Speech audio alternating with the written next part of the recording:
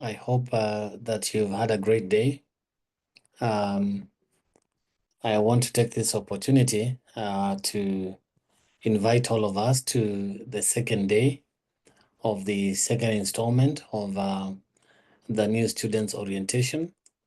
And this is a week that has been set aside for you to receive this packet of information that is going to guide you and help you to learn how to learn better at Daystar University. And so it is crucial that our meetings start on time. I also need to bring to our attention that the last, yesterday's orientation session recording is out, and I'll be posting the link here so that you can copy and paste it elsewhere so that you can watch at your own time, just in case you missed out some important information. But let me start off with a word of prayer. And after prayer, I am going to invite the finance office that will be talking to us today on matters finance. Then after finance, we shall have another department coming to talk to us, and that will be human resource.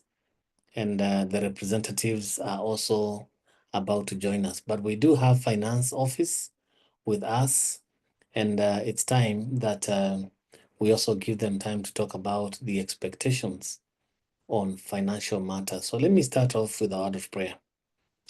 Lord Jesus, we thank you so much for giving us an opportunity to once again meet and gather more information about our new university, our stay at Daystar, and how to best facilitate our movement in the learning process. Father, I pray that in the few minutes that we have to share, that you will give us sharpness of attention, that you shall give us the peace of mind and heart to follow through, and even to have the information that we are gaining stick so that it will facilitate a smooth learning process at Daystar. Thank you, Lord, for providing for each and every one of these students, and thank you for making it possible for them to join. And I'm also going to pray for our facilitators this evening. I want to pray particularly for Shadrach as he brings in information about finance. I pray for Kerry later on as she comes in with information about HR, and those others who will be following. Father, I pray that you give us attentive hearts and spirit and ears. We pray for those who have not yet joined this evening, that you hasten their steps. In Jesus' name we pray. Amen.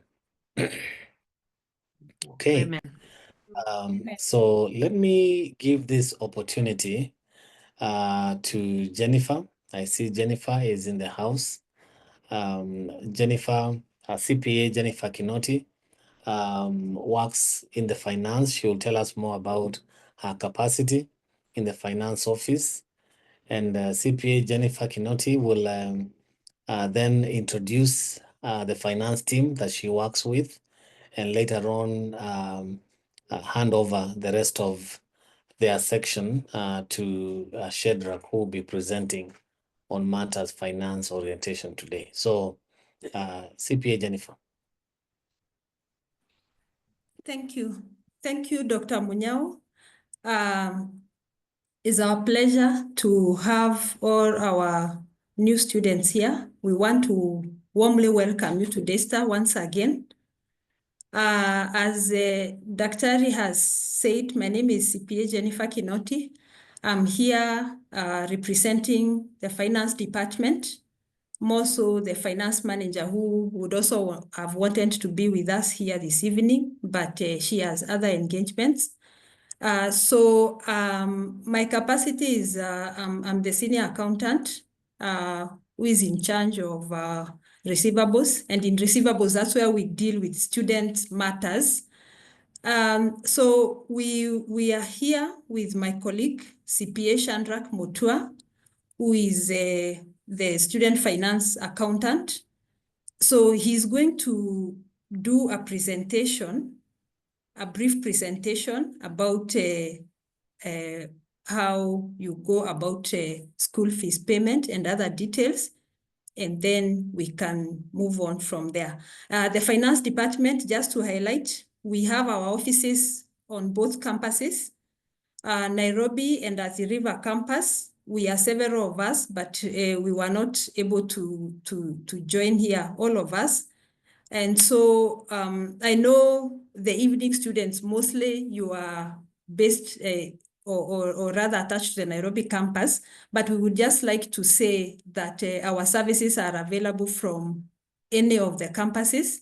So you can be served from any campus, and we've also provided our contacts, our emails, and phone numbers on the orientation package, so that in case you need to reach us, you're able to reach us. So without further ado, I would like to welcome CPA Shandrak to do the presentation. Thank you. Thank you, CPA Jennifer and Dr. Mnyao. Once again, good evening. I would like to take the opportunity to welcome our new students and congratulate them for being admitted at Daystar University. We promise to work with them this journey. Here in finance, finance is one of the areas where we'll direct with them, and we are promising that we'll work together the journey. And we hope soon we will also be part of their graduation ceremony. So the new group, feel welcomed. We work then together. Let us talk. Let us engage. At the end of my slide, I will give you contact emails and contact numbers where we'll be engaging and talking throughout your study at Daystar University. So allow me to share a small presentation.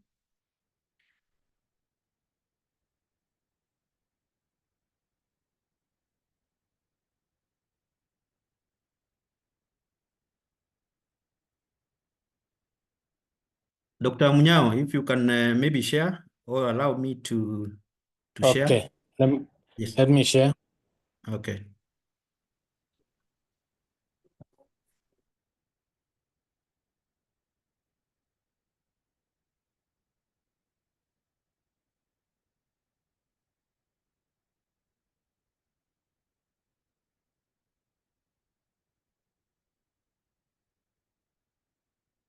Thank you. So we have a few guideline notes. On now we are going to how you make fees, how you get your receipts, and how you make registration. So let us go to slide 1. Yes, registration and financial clearance. Registration of courses will happen when you select your courses. Once you select your course, you'll be required to generate an invoice so that you know your bill. Then you'll be required to pay that amount on the bill and submit the units. So registration will not be complete until you pay and submit your courses. That one is part of your training or part of orientation this week on class selection. So once you select the courses, please review your pro forma invoice. It's very important that you know how much you're supposed to pay. I noticed on your fee structure, but please let us also check the bill so that we can be sure the amount that we are required to pay and then submit the units. Once you book the units and you have not submitted the courses, you have not registered. So registration is when you submit successfully the units. The units are selected on an online platform, that's the student portal in our ERP system. This one will be also be given, you'll be given a student portal, and you'll be shown how to register the courses. This one will be given now by the ICT staff and the university registrar. The next, yes. We have the deadline for fee payment for this semester, which is 31st January this month, this year 2025. What that means is that is the last day that you can submit your units. So once you make your full payment, you can begin to register now, but you have up to that past January to complete the registration. After that, you will not be able to continue with the semester. So please note that date of that 1st January is the deadline, is the last day to clear your fee for this semester. Of course, the fee for this semester, you are required to pay everything in full. So you have, as a new student, after that, you'll be eligible to pay installments, but that begins in your second semester. So the first semester, please pay in full, and the deadline is that first. We have the methods of paying fee. One is the banker's check, which is payable to Daystar University. This check, you cannot bank it at any of our banks. You can only bring it to our cash office. Once you bring the check to our cash office, please ensure you get a receipt immediately. We don't accept personal or company checks. So just ensure it's a banker's check. Of course, there are some exceptions like financial institution like ASACO. If you get a check from ASACO, that's a financial institution, or a children's home. There are those few exceptions, but personal and company checks we do not accept. So please avoid company checks and personal checks. You can also direct deposit cash to our account directly at our cooperative bank. The account is given there. You can pay at any branch of cooperative bank, and this mode of payment is integrated with our system. So once you make that payment, you get a receipt immediately. That's one of the best advantages of that mode of payment. You pay immediately to a co bank, and your account is updated. Next. You can use the M-Pesa. Our pay bill number is 209-800, as indicated here. Most important to note here is your admission number, which is the account number. If you don't get your admission number correctly, then the amount will not update immediately. Correctly means that you do not forget the hyphen. Very important in your admission number. If your admission number is 24-something, 25-something, make sure you indicate it the way it is so that your account can be updated immediately. You get a notification that amount has been sent to Daystar, and you also get a receipt in your email. Wire transfer. This method is also accepted,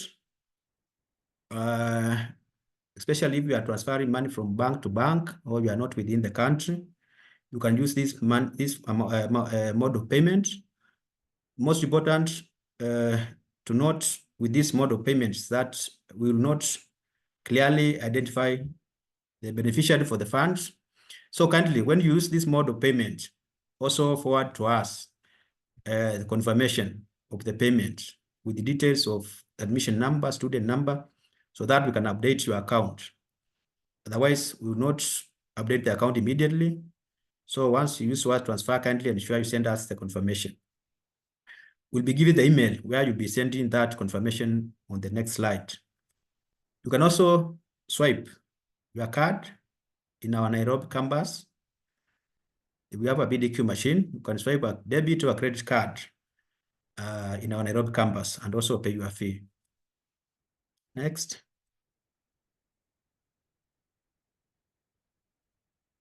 Issuing of receipts. Receipt is the only document that is approved of payment. So we encourage every student to ensure they obtain a receipt of their payment, which they have made to Daystar. So a receipt, of course, will be sent to your email once we update the payment. But in case you don't get a receipt after 1 or 2 days, please also contact us so that you can know where the issue is, and we can also forward the same to you. Banker's check, I said you bring it to us, we get a receipt immediately. Cash deposit into account, also ensure you get a receipt immediately.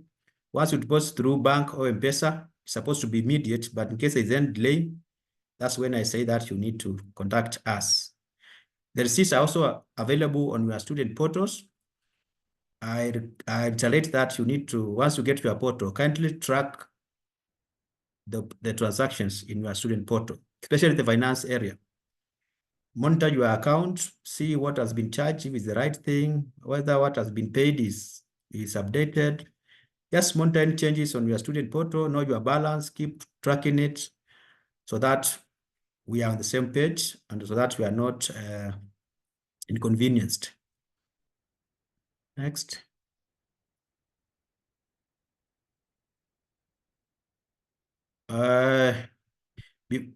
Before I talk about the queries concerning finance, there's something I wanted to talk just on that slide. And this is about defer. In case you have registered the units and for any reason, one reason or another, you are not able to continue with the studies, please don't just go. Talk to finance and the registrar before you disappear, because after you have registered, the charges will remain into account and you will still have to pay for that when you come back. But if it's something like sickness and you are going, let us discuss, let us see what we can do so that if it's something that you could not have avoided like sickness, we can appropriate the charges so that you don't incur everything. But for any other reasons where you are going, then you know that you still have to pay. However, after you have registered, you still have 2 weeks to drop the courses. But after we have closed the drop-in period, then please note that whether you study or not, you will be required to pay for the semester. So please don't just begin the semester and stop studying and assume that you will not pay for the semester. I'm saying this because I've seen people come and because of job engagement, especially us who are working and still studying, you get engaged and you just rush. Then you are coming next semester to say that I just studied for 3 weeks, 4 weeks, and then got engaged. So if you are getting engaged, please know that there's a consequence. So let us discuss before you go. Discuss with finance, discuss with the registrar, so that we find the best way possible to help you. Queries concerning finances. We encourage students to use their email to send. Actually, it's not even encouraging. It is a requirement that you use your email, DESTA email. You'll be given an email. That is DESTA email that should be communicating to us. So from now, henceforth, the Gmail and the Hotmail and the Yahoo, you will not be using that to communicate to any department at DESTA, matters of any query. Going forward, you use that email. Please, once you use the email is good because it has your admission number and it has your 2 names. We can easily identify you. And therefore, there can't be any malicious sourcing of information. So kindly use your email. There's a very thin line between registrar, desk, and finance, but we normally work together. But it's something about missing units. You can't see your classes. Those, please direct that to the registrar. But another thing, finance related, write out to us through the finance@desta.se.ke. There are people working on that email, manning that email, and you'll get a response as soon as possible. You can also call us. We have those direct lines. We have given there 4 of them. Where you can see one is for Jennifer, another is mine and our colleagues. So feel free to talk to us through those numbers, and we will also be able to assist you where possible. Always indicate your admission number because it's your unique identifier in all your queries. Next.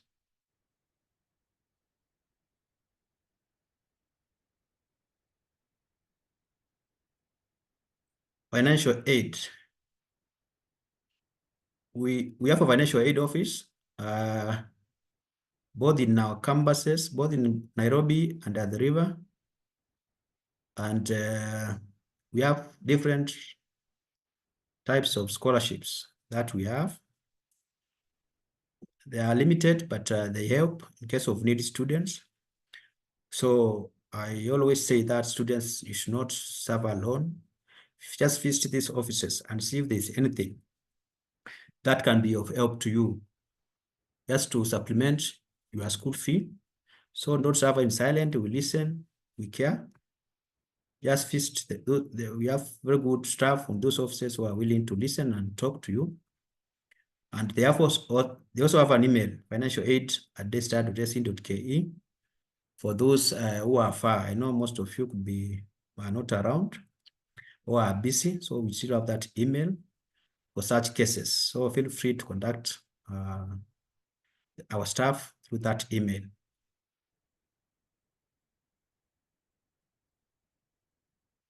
I think that's the last slide, but let's see if there's any. Thank you, thank you. So I think, Jennifer, if there's anything that I've left, you can add. But I want to say thank you for giving me time to talk to the students. And I expect some questions. So maybe if there's anything, then we can have some questions from the students. Thank you. Thank you, CP Shandrak, for the presentation.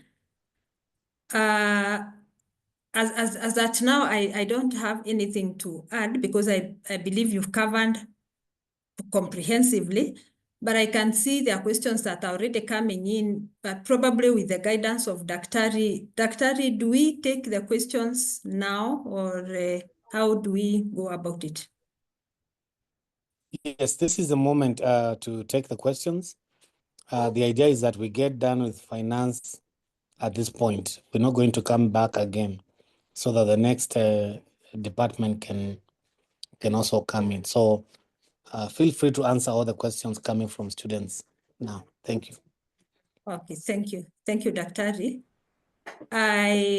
I have seen a hand from Paul, but I'm requesting Paul because I have seen there are some questions on the chat.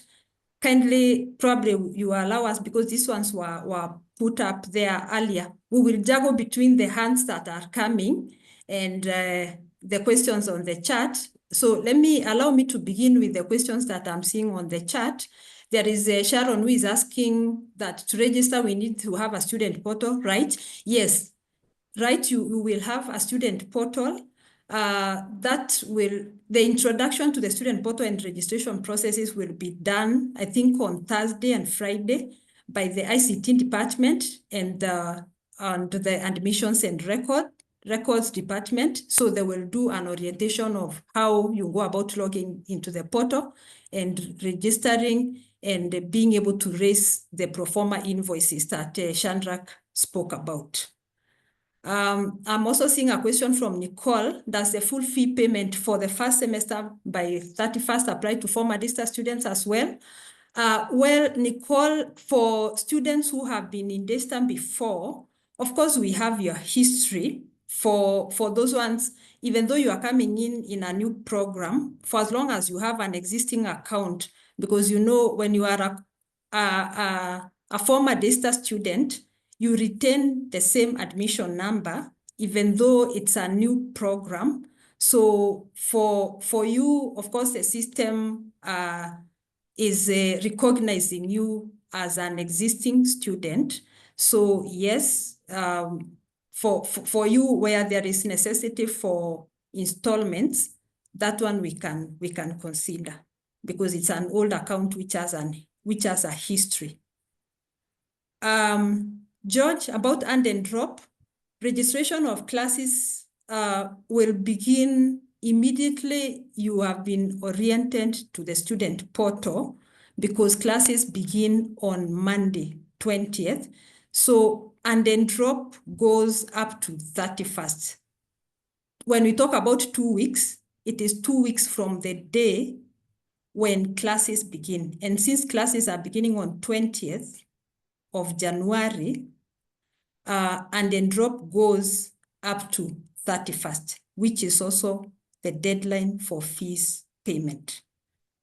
Thank you. I've seen about scholarships. When do the students qualify for scholarships? Just to clarify about scholarships, like Shandrak has said, we have limited number of scholarships that we can give. And mostly our scholarships go to undergraduate and diploma students.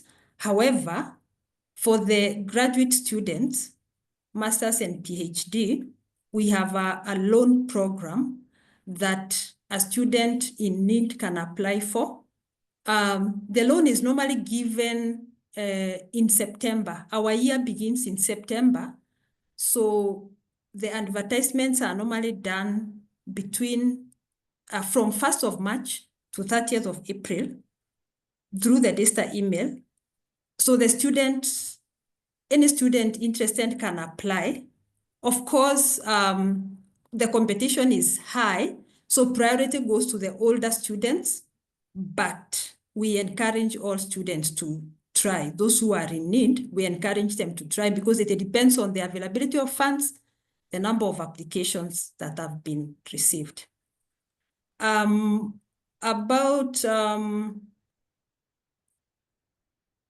verification of, there's somebody who is asking Muraya about verification of certificates and all that. When is the last day of fees payment? It is 31st of January, as we have said. So we pray and hope that you can be able to finish up everything that needs to be done, but fees payment deadline is 31st of January. Emily is asking about invoice, whether somebody can be able to get an invoice for the whole program. That one you cannot be able to get it from your student portal because the invoice you get from the student portal is based on the classes registered semester-wise. However, if you need an invoice for the whole program, once the orientation week is over and your account has been activated, you can be able to write to us and we give you a pro forma invoice of the system. So you can email us and then we can give you, through the email that we have given there, finance@DASTA, we can give you a pro forma invoice, but of the system. Naomi, yes, before making payments, you have to select your classes. Once you select your classes, that's when you are able to generate a pro forma invoice that then guides you into your actual school fees payment. And the reason we are saying this, Naomi, is because in DASTA, you bill yourself as a student. You can be in the same program and in the same class with a colleague who is doing 3 units. You can choose to do 2 units. Of course, there is a guideline that is provided even on the fee structure. However, your invoice is unique to you depending on the number of units that you select and the program that you're doing as per the fee structure. So you need to select your classes first, get the invoice so that you can pay. Now, verification of certificates, that one doesn't fall in finance. Probably Daktari can take that question and then it can be answered from the registrar's office.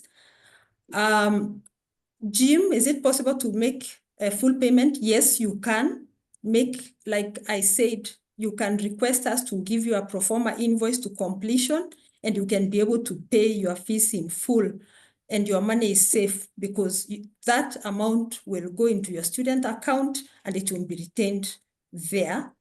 International students, how they can pay, we can give you details of like if you're paying through dollar, we will give the details of the dollar account that you can just drop us an email, finance@DASTA. We will give you all those details.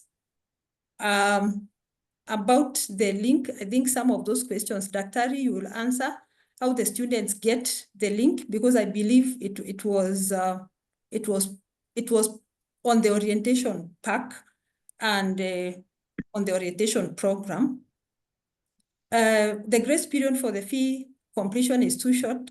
Kindly be considerate. Chandrak, the reason why the period for payment, it's not exactly short because school fees payment also goes in tandem with academics, that, you know, for as long as you have not paid your fees, you are not able to access your classes. So you need to do your best to pay the fees so that you are able to access the classes, because then if you haven't paid your fees by 31st, it means that you will have missed 2 weeks of classes. That's why you can see the registration of courses and the fees payment falls due on the same date, so that you are also not late for classes and then you have a problem with your academics. Do you allow students to pay fees on monthly basis? We have an installment payment plan. However, Peter, this installment payment plan kindly applies to continuing students. For new students, you are required to pay your fees in full. From the second semester, we normally give an installment plan where the students are allowed to pay 50% to begin with, and then complete the fees in the following 2 months. Mayaka, does the deadline affect the fees, the payment in installments? Well, for continuous, even for continuous students, the deadline is 31st of January. Can we submit documents during the week? I think this Daktari will be able to advise on that. What happens to those who have already made payments based on shared semester fees? That is okay, Simeon, very okay.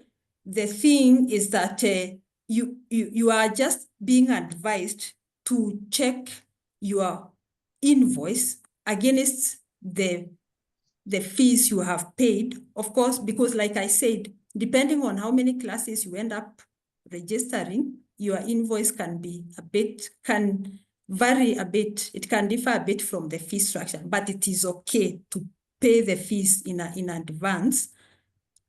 So those who have paid, the money is already in their accounts. Are we selecting classes online? Yes. Minimum units per semester. The recommended units as per the fee structure. They are there. Master's programs, I think it's 3 units, Chandrak. I think, is it 3 or 4 for masters? 4. 4, yes, 4. And I think PhD is normally recommended 3. However, as I have said again, that can also vary depending on you as a student, or sometimes even the department. There's a way the department can have a plan whereby they're able to tell you, probably you need to earn this 1 unit because of one reason or the other. Already paying the fees, yes, that is okay. I have answered that. Password for the student portal, you will be oriented to that by the ICT department and the academics, the registrar's office. Scholarship and financial aid options, that one I've already answered. Timeline for payment, yes, it is 31st. Guideline on selecting units will be done by the registrar's office. If you have not paid fees by 31st, kindly, you are not able to access the classes. That's why we are saying that you have to pay the fees. How do we get the link to join the classes? Once you pay the fees, you are able to get access to the e-learning platform, and you are able to get your class links from the e-learning. That's why we are saying access to class is tied to fees payment. Can a master's student take 2 units per semester? Yes, you can, but of course, it takes a bit longer to complete the program. If you have access to all the units for the program, once you register on the portal, yes, you are able to see all your units once you have access to the portal. Allow me to go to the question, to those who have raised their hands. I know the hands have been up for long. Mr. Paul, thank you for your patience. Thank you, ma'am. My hand is paining me already. So some of my questions you've already answered. like international banking details for international transfer. They will normally ask like a bank address, physical address. They will normally add a SWIFT code, sort code, and all that. So I would like to have the address you mentioned, the finance department email address, so that one can email. But you can also, if possible, put it on the platform here. Yes, yes. CPA yes. Shandrak is already doing that. He will put the email there. Yes, thank you. Okay. How many semesters per year? 3? Trimester, yes, 3. Okay. And then we should so the number of courses units that you chose supersedes the amount in the fee structure. In the admission letter, it was if a fee structure was attached. Yes. So what you're saying now is that we should pay the statutory fees and then plus the number of units, credit units that we're supposed to do. Is that correct? This is what happens, Bwana Paul. The thing is, if you look at the fee structure, it has several items, but the first item on the fee structure is tuition. Yes.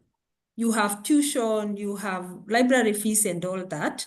Now, Yes. tuition amount is the one that can vary. It is the only item that varies depending on the number of units that you as a student select.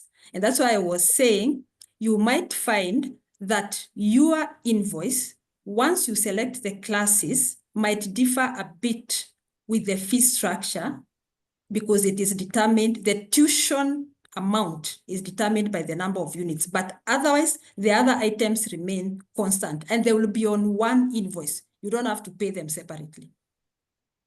Okay, the tuition amount is defaulted at 9 credit units for PhD students. Exactly. So when I'm hearing that it could be 3, it could be 4. Those are 3. When we talk about, 9 credit hours, those will most likely be 3 units. Our system is, we use the credit hour system where 1 unit can carry, mostly the units will carry 3 hours. There are some that are 3 hours, others are 4 hours, 2 hours.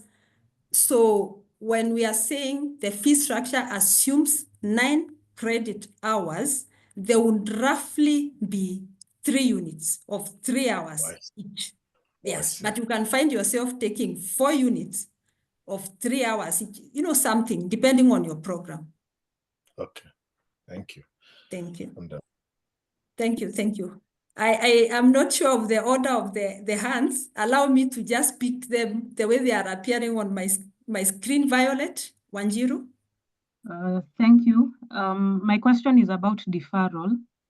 Yes. I just needed some clarification. It wasn't clear to me.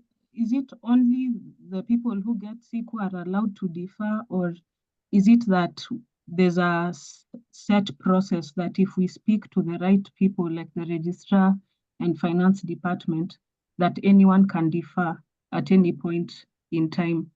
And I also wanted to know that if we follow due protocol, will we still be charged for the time that we are away? Thank you, Violet.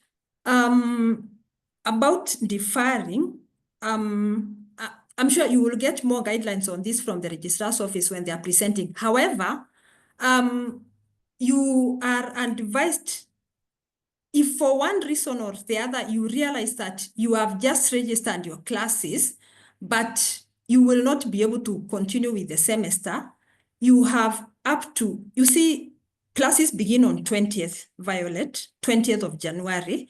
Now, you are given 2 weeks to make changes within the 2 weeks from 20th to 31st of January. That's where the students are allowed to make changes to their classes. Like you can even drop a class and pick another one between 20th and 31st of January, or you can drop the classes altogether. Like for instance, if you have just selected your classes, you just began the first week and you realize you can't continue, you can drop those classes by, you write an email to the registrar and they can help you drop the classes if you are not able to drop them on your own. And that one will not attract any charges. However, if after 31st, for one reason or another, a genuine reason, like maybe job transfer, maybe in February, you find yourself, you can't continue.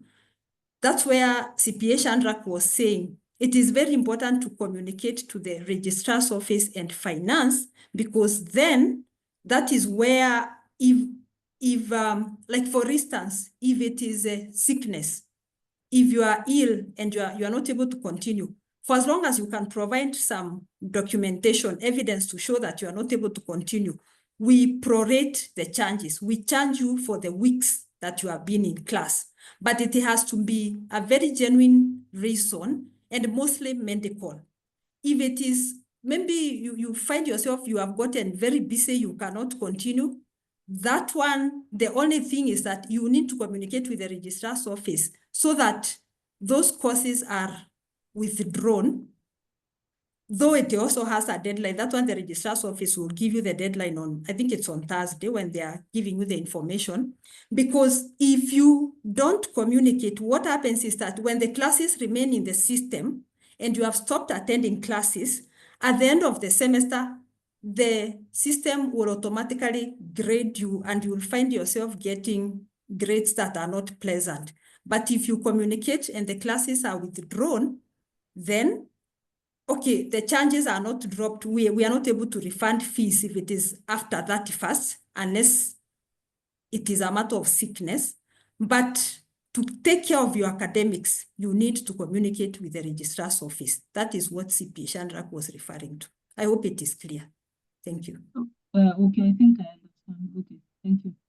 Thank you. I think we can go to Mwende.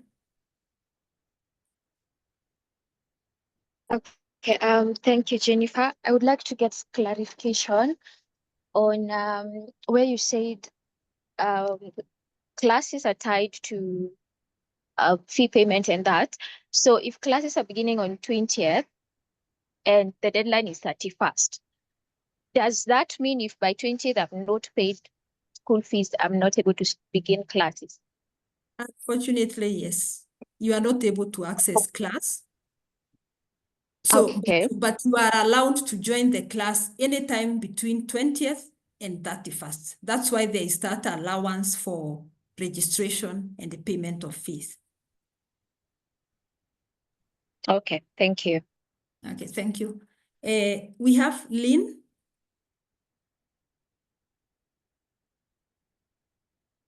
Lynn? Thank you so much for giving me the opportunity. So I just needed to get this right. One, I needed to know how much is it per unit for a master's student, because I think you've said at least a minimum of 4 units, or is it a maximum of 4 units per semester? Now, in DESTA, we don't talk about the cost per unit, Lynn, because of what I have just explained. You know, our academics are set in terms of credit hours, and different units may carry different credit hours. So for what our charges are per credit hour. So for master's program, if you look at, I hope you, when you got your admission letter, it has a fee structure. Yes. On page 1, you will see master's program, the cost per credit hour is 9,200. Yeah, it's 9,200. So like if you have a 3-hour unit, then it will be 9,200 times 3 hours. Sometimes you find yourself with a 2-hour unit, a 2-hour, it will be different. Okay, and then I also wanted some clarification. So once our documents have been verified, now we can pay the fee. And then after you have paid the fee, that's when you get the link to when to start the classes, or? the fee, as I have said, fee you can pay. Even today, there are people who have already paid their fees. They have already paid their fees. Even right now as we speak, that amount is seated in their accounts and it is okay. But what I was saying is that your final bill is from your invoice. Your final bill will be seen on your invoice once you register. That is very key so that you are sure of what is your final bill. But payment of fees, you can pay according to the fee structure because the fee structure is a guideline. Okay, and then my final question would be, Yes. for those who have medical covers, is there like something we need to present to the office just to show that we have a medical cover so that it's not charged in the fees, or how do we go about it? Okay, thank you for that. Of course, you'll get more information about medical cover from the human resource. However, evening students are not required to pay for the medical cover. Actually, for evening students, we normally say that if you require Daystar cover, that's when you ask us. You write to us, you request, you pay, then you request to be onboarded because you are a Daystar University student. Otherwise, evening students are not supposed to pay for the medical cover. Okay, thank you so much. Appreciated. You're welcome. I don't know whether I'm missing any hand. George, I'm sorry, and I'm really sorry. I'm just picking the hands according to the order I'm seeing on my screen. So please let not anyone feel like I've bypassed them. George Ochieng. Jennifer, 2 questions. I see there is something that is cooking here. Those of us who are in business, like you, are raising concerns here. Somebody has paid on 31st, yet they cannot begin classes on 20th. So what is the window for attending classes? Number 2, I've seen a question which resonates with mine. I'm in PhD, by the way. Is it possible then that if one does not meet the 31st deadline, then they attend the class in May? That is the 2nd semester. Okay, thank you for that, George. And yes, please. You know, payment of fees is linked to accessibility to class. So for as long as you have not paid your fees, because you know this is an online operation for the evening students, you're doing everything online. So once you pay your fees, that is when your student portal, sorry, your e-learning portal allows you to access the units that you are supposed to do, because you will have 2 portals that will be introduced to you. The student portal, where you pick your classes, you are able to see the invoice, and once you have paid, you register the classes, and you see grades and all that from the student portal. But there's another portal, the e-learning portal, where you access the learning materials and the classrooms, the e-classrooms. Now, when you have not paid the fees, the e-learning portal does not allow you access, please. So that one we need to make it clear so that you are not getting disappointed and wondering why can't you access your class. So we encourage that you do your best to pay the fees as early as possible. The window of 2 weeks is given because there are people who are, you know, maybe waiting for some money or something, but access to class becomes an issue. Thank you. Thank you. I think Cecil Agoy, you can go. Okay, so first let me ask on the fees payment. Sorry to drag you back. So for this fee payment, are we talking about full payment, or we can start with the first installment of 50%, and then as you progress, you finish on the other? Thank you. Okay. And then my second question is in regards to, let's say if I did a diploma course and higher national diploma, is there room for exemption if I come with my papers for clarification in some units? Okay, thank you. About the installments, like we said at the beginning, kindly for the very new students, we are requiring that you pay the fees 100%. 50% fees payment applies to the students when they are in their from their second semester moving forward. That's the requirement of the university in terms of fees payment. Okay.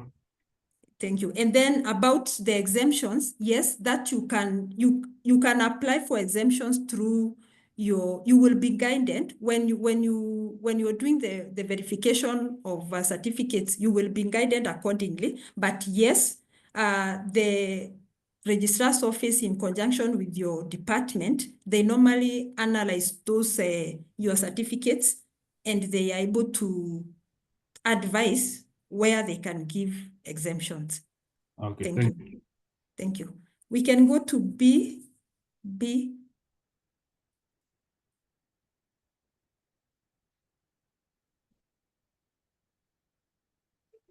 I see. Okay. Good evening, everyone. I just want to get this clear. If you do not pay your school fees, you do not go to class. So the window is actually not there. You're supposed to pay your that is it. That is short, right? Sorry, I don't know whether it is me or I can't hear you very well. I'm saying. Yes. I'm saying. Yes, now I can hear you. Okay.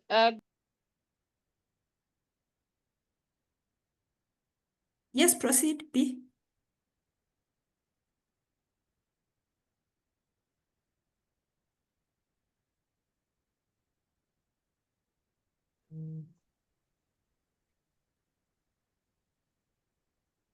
I can't hear B. I don't know whether it is me. Shadrach, are you able to hear? No, I can't hear. Can't hear. Okay, maybe as B maybe tries to sort out her. I can't hear. Maybe we can go to Paul. Yes, Paul. Yeah, thank you so much, Jennifer. Maybe just an inquiry on the receipt. I paid some money. Yeah, not all the fee, but then I paid some money. So I got a receipt on Sunday 12, dated Sunday 12. And so there's the fee there, then there's fee balance. So there's an amount indicated there.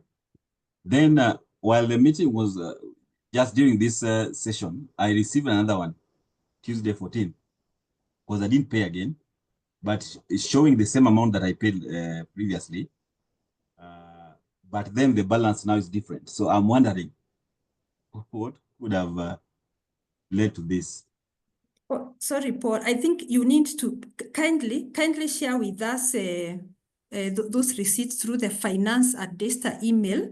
It will be very important for us to specifically check your account and see probably there could be a system error somewhere. But of course, just send us your student number. We will be able to check and advise accordingly. And sorry about that.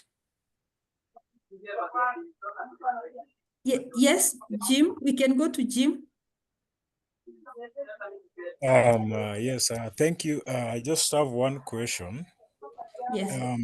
You said that for you to get the invoice, meaning you must have registered at some point and you must have paid school fees. Now, let's say for me, I'm sourcing for scholarship, not from Daystar, but from another organization, but they need these documents from the school. So they want like an invoice for the whole program. So how do we go about that? Thank you, Jim. Now, number one, generating the invoice that CPA Shadrach spoke about, when you select your classes, you get a pro forma invoice. The pro forma invoice shows you how much you are supposed to pay. So even before you pay, you are able to generate a pro forma invoice. However, in your case, that's why I was saying, kindly write us an email, give us your student number, and the duration that you would like for the pro forma invoice. We will give you a pro forma invoice off the system because you are requiring a special consideration in terms of, you know, the invoice that you want. So we will give you an invoice of the system. Yes, I think you've answered me, because this organization, they don't just want you to come up with figures that are not verified. They want everything to be legit from the institution. Thank you. That's okay. Thank you. Thank you. We can go to reconfidence.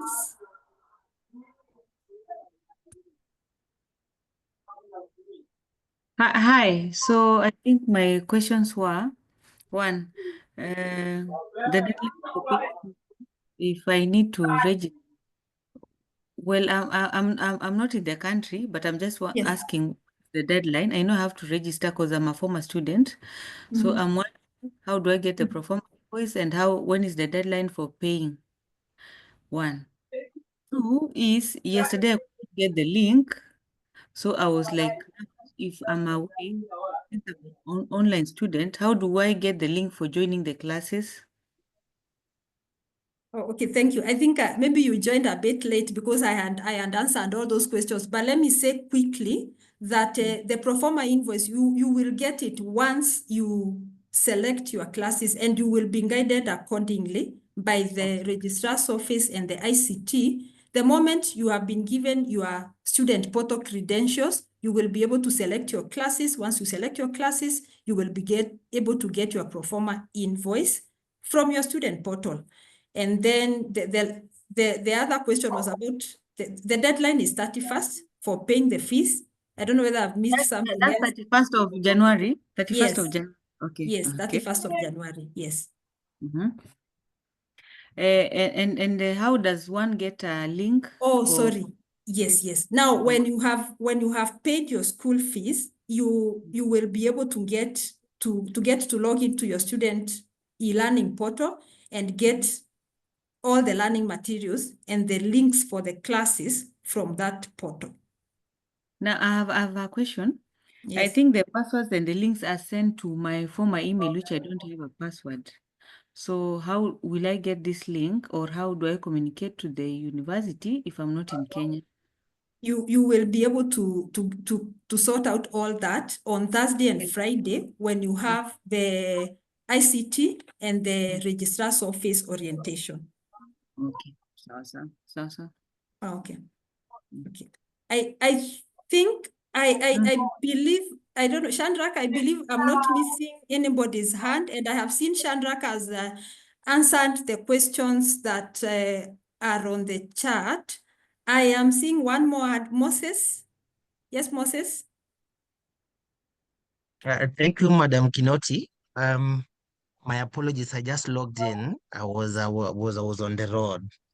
Now, I'm not sure, to avoid repeating what has been asked, I'm not sure whether someone has asked on the, because when I joined, someone was speaking about the deadline of paying school fees, and you mentioned 31st, and that tells me perhaps you've already said we have installment programs or some things of the sort, or you must clear everything to the last penny before you proceed, or that's a conversation that can be extended somewhere else, so that I don't have to raise what might have already been mentioned here.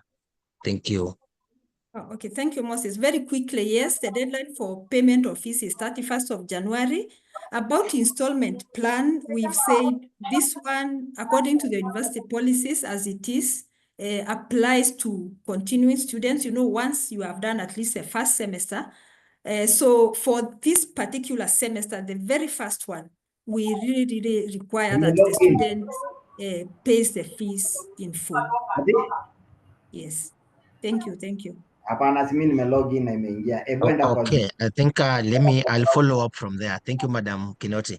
Thank you. That's fine. Thank you. I think, Chandrak, I believe we haven't missed out on any question, but I want to encourage that if you have more questions and queries, kindly don't shy off from engaging us. We have given you our official email. We will also provide more information to you about our personal emails. Chandra, you can also type our emails there. The official email is finance@daystar, but it is okay. You can also write to me, write to Chandra. We have other staff that we will eventually introduce to you as we move on. But please, if you have any question, don't hesitate to contact us. We will assist you accordingly. Thank you. Madam Kinoti, a quick one before you sign out. Oh, okay. Yes. Moses here. Yes, Moses. I did ask about yesterday's session. Was are we able to access these sessions after they end? They're recorded, because I see the recording is ongoing. Then finally, would you please share your contact? I may want to reach out. Okay. Okay. Thank you. Yes, these sessions are recorded, and Dr.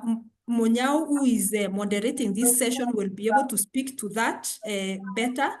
But these sessions are normally recorded and they are normally shared. But Dr. Munyao will speak to that in more details. Thank you. Thank you. Thank you, Jennifer. Thank you, Shadrach, for your time in taking us through finance. I can confirm, Charlie, yes, for sure. Chair, The recording, please mute, yes. Chair, please mute the person giving us stories at the background. Okay, let me mute us.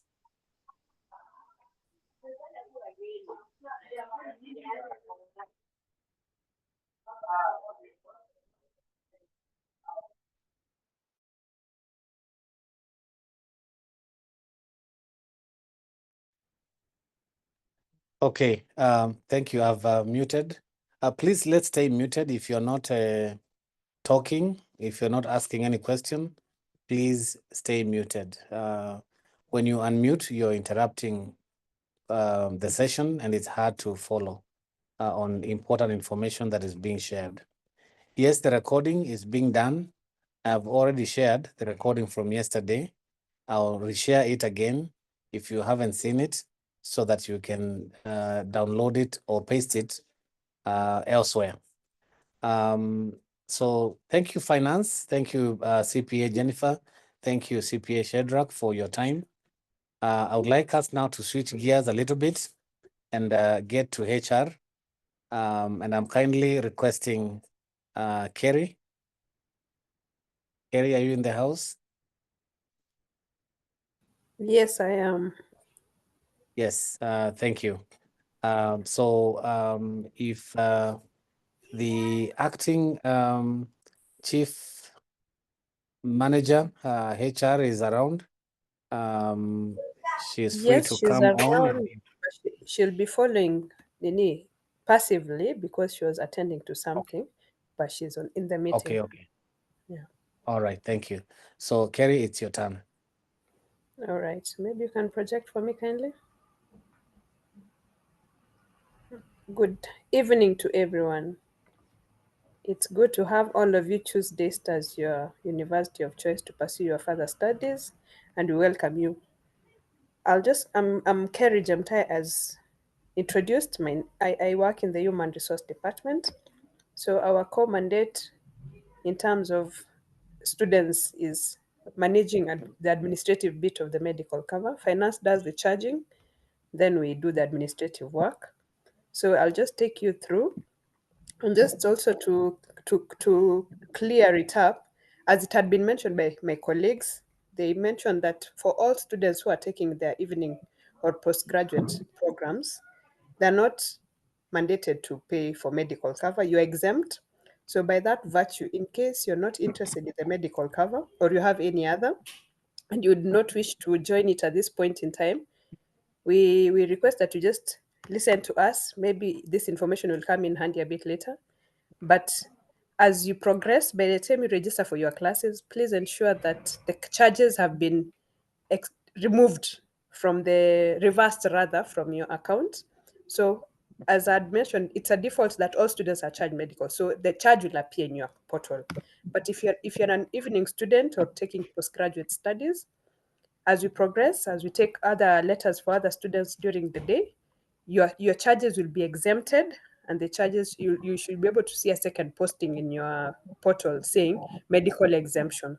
If that does not happen in the course within the next 1 month, because ideally the system should recognize you as an evening student and be able to remove the charges, reverse the charges, and see that posting. If that does not happen, kindly reach out to any of us, either myself or anyone in the finance department. I'll give you my email address towards the end of this. So just to take you through what we currently have for students on medical, we are currently having a medical cover in liaison with 2 partners. One is Passes Insurance. Then the other, our broker, we don't deal directly with the underwriter, Passes Insurance. We deal with a broker. Our broker is Chancery Right Insurance Brokers. So what entails eligibility and the benefits for this cover? So the premium payable for the whole year is normally 17,500. It started in, the period began on September 24th, 2024, last year. So you have continuing students already in the cover, and it runs all the way to 23rd of August, 2025. So as we speak, as you join in January 2025, the premiums, you don't expect us to charge you the same for the whole year because you've just joined in the course of the period. So the premium payable for this semester will be 10,966.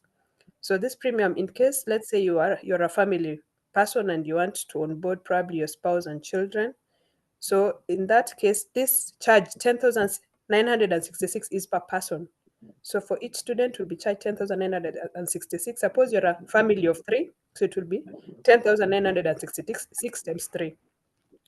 As it had been mentioned by, I think, Ms. Kinoti, she said that in case you want to have a family member joining, you can do a request. So since all of you are, as we speak, you're exempt from the medical cover by virtue of being postgraduate or evening students, in case you want to be onboarded, you write an email to us. I'll give you the email address towards the end. You write an email requesting to be onboarded and for your account to be charged medical cover accordingly, depending on your family size and the documents that you'll have presented to us for the consideration to be considered. In this case, let's say if you want to onboard your spouse, you bring the spouse national ID and the marriage certificate. If it's a child, we need the birth certificate copies. You can share those ones on email. So the benefits therein for paying this premium would be, the inpatient would be 1 million shillings. Then for outpatient is 60,000. For dental, it's 15,000. Then for optical, it's 25. Within the optical, we have capped the frames at 50% of that 25, which will be 12,500. Any frames over and above that, you might have to pay out of pocket. So it's just a guideline so that you're able to know how much you can take for frames. Then the frames, you can only take it once in every 2 years. Next, please. Then we have the sub-limits within the main limits. Within the inpatient of 1 million shillings, we have the last expense in case, God forbid, we lose any of you. The family will be paid a last expense benefit of 100,000. Then for any psychiatric case, both in and outpatient, you have a sub-limit of 250,000 to work with. Then for any non-accidental inpatient, dental or optical, we have a sub-limit of 100,000 still within the inpatient. Maternity, for those who are married, we have up to a limit of 50,000 within the inpatient. So for someone to access this service, you have to have proof of marriage. You know what we stand by as Daystar, and I'm sure most of you know, and that is why you chose to come to join us. And we are glad that you did that, but you're also supporting maternity to that limit. Then for pre-existing chronic HIV, AIDS, or COVID-19 conditions, the limit is up to 400,000 within the inpatient. So this basically tells you that in case you get any of these cases, and you know that your inpatient is 1 million, you can't go over and above the sub-limit that has been indicated herein. Then within the outpatient as well, we also have annual checkups up to a limit of 5,000 once a year. Next, please. Then how do you access the medical services?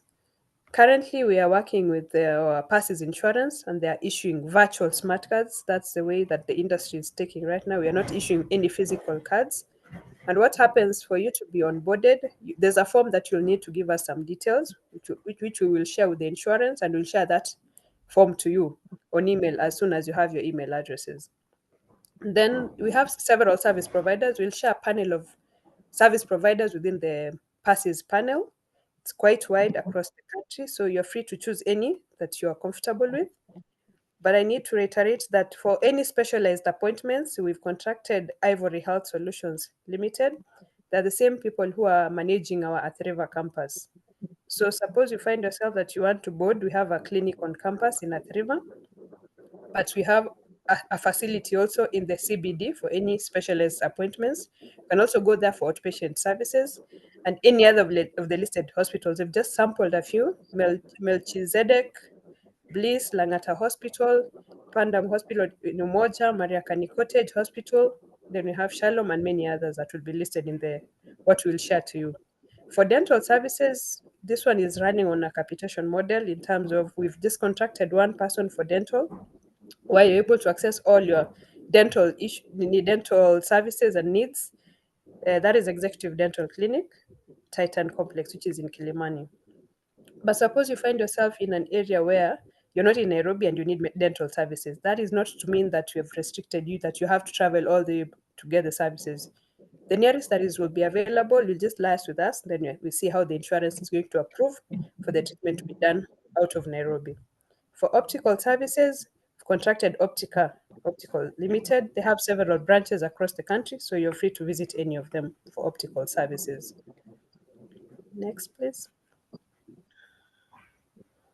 Then, what are our emergency numbers? As I mentioned, Ivory Health is the medical facility that is currently handling our Athi River campus. So that is the emergency number. We also have Daystar and other partners' contacts.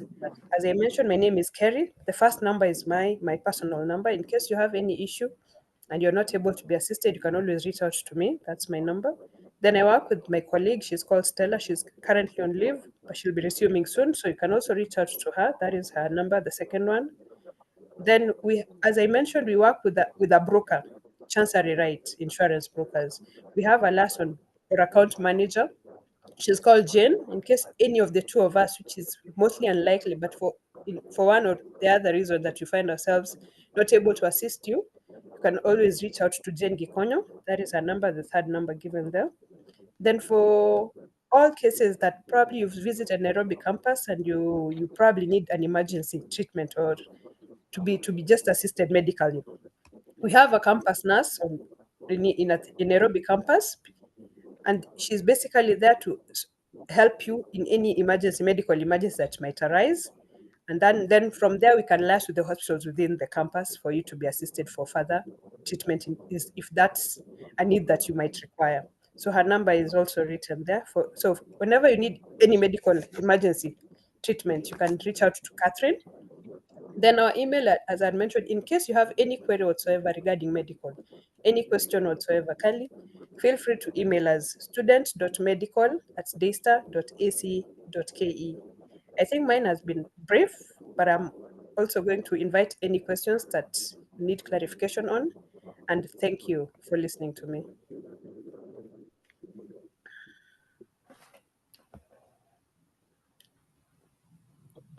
Any questions? I'm looking at the chat. I don't know anyone. Yes, Rachel. Okay, I might have missed that bit of information that I'm asking about. But how does one join the insurance thing? Is it that the fact that you're in Daystar, you automatically become insured, or do you need to pay for the service? How does it go? As when you look at your fee structure, there's a statement about medical cover. So medical is normally mandatory for all day students, but it's not mandatory for those who are taking either the postgraduate studies or evening program. So in case you're doing any online classes, you're not mandated to pay for medical cover. So it's not mandatory. But should you want to be onboarded as a special group of students who are normally exempt, and the system should be able to exempt you automatically, of which I mentioned, suppose you're not supposed, you've been charged, and yet you should have been exempted. You reach out to us via an email. But ideally, in case you want to be onboarded into the cover, you are interested, you just drop us an email as well to tell us, I'm kindly requesting to be onboarded to the cover. I know I'm exempt, but I'm requesting to be onboarded and my account to be charged. So we act out of requests and consents. Yes. Yes, Miss Igo. Okay, thank Welcome. Hello, how are you? Fine, thank you. We need to find out if in case I choose to defer my studies at this point for PhD, when is the next PhD class starting? The next intake will be in May, but you'll be guided best by the registrar's office. Probably you can just wait through and then you can be able to be assisted by them. Okay, that's fine. Okay. Any other My question? my question is, what is the age limit for the medical?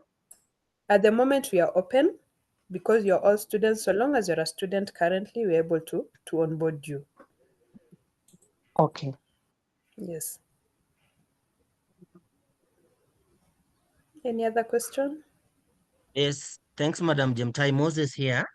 Yes. You have mentioned that most of this information is available in the portal or will be Yes. posted there. We was are. wondering, you will post there. Yes. And the previous speakers were addressing the issues of the finance. Is accessibility to the portal you're mentioning here attached to clearance of the fees, or is the portal different from the LMS, the learning management portal? Now, mine To is avoid just to someone handle asking to be posted. I'm handling medical cover. So once you have your email addresses opened by the ICT, we are going to share this information. We'll share the list of hospitals. We'll share the list of the benefits that I've just shared and more details that you might want to know about medical cover. So this information will be shared to your Outlook emails once you have it opened by the ICT. Yeah, thank you. And what is the name of the medical vote head in the fee structure? Because I'm looking at one that has been provided. Because you did mention by default all students are supposed to pay the medical fee, but then you request for exclusion or exemption. Oh, except the postgrad, Yeah, when right? you look when you look at the fee structure, it's saying it's mandatory for all students to have medical cover except postgraduates and those pursuing evening programs. So those ones that are means, exempt. Yes. So suppose so you that are means, supposed to be exempt and it has not been done, that is when now you reach out to us. Okay. So as it is, the current fee structure has excluded it, right? It has included. Yes, it's an item that is optional. Accommodation, cafeteria, medical is it's an item that is optional. It's not in the fee, the table that was shared for the fees. Thank you very much. Okay, welcome. Any other question? So you'll get all this information. I'll share my number in case you have any further queries, and I'll also share my personal email so that you can just drop me any question you might have before you have your emails and this information is shared to you. All right. Thank you so much. Karibuni Daystar. Thank you very much, Kerry, for that bit of information sharing regarding HR. We are so grateful. Now, let me take this opportunity and again switch gears to another department. It's time to invite the university services. And with us now is the acting manager, university services, Sonia Mutende. And it's your turn, Sonia. Please introduce your team and then proceed with orientation about your section. Thank you. Thank you, Dr. Munyao. Good evening to all of you, and welcome to Daystar.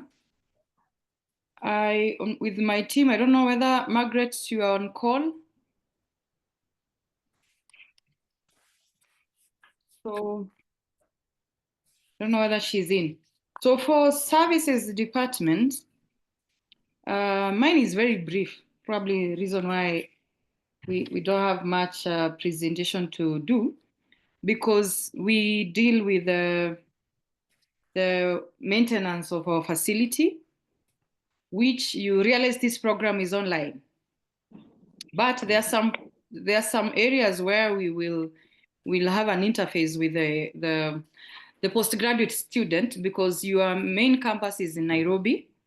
So where we will interact with you first is this Saturday. Coming Saturday, you realize that those who will be required to bring those who are in country to bring your certificate for verification.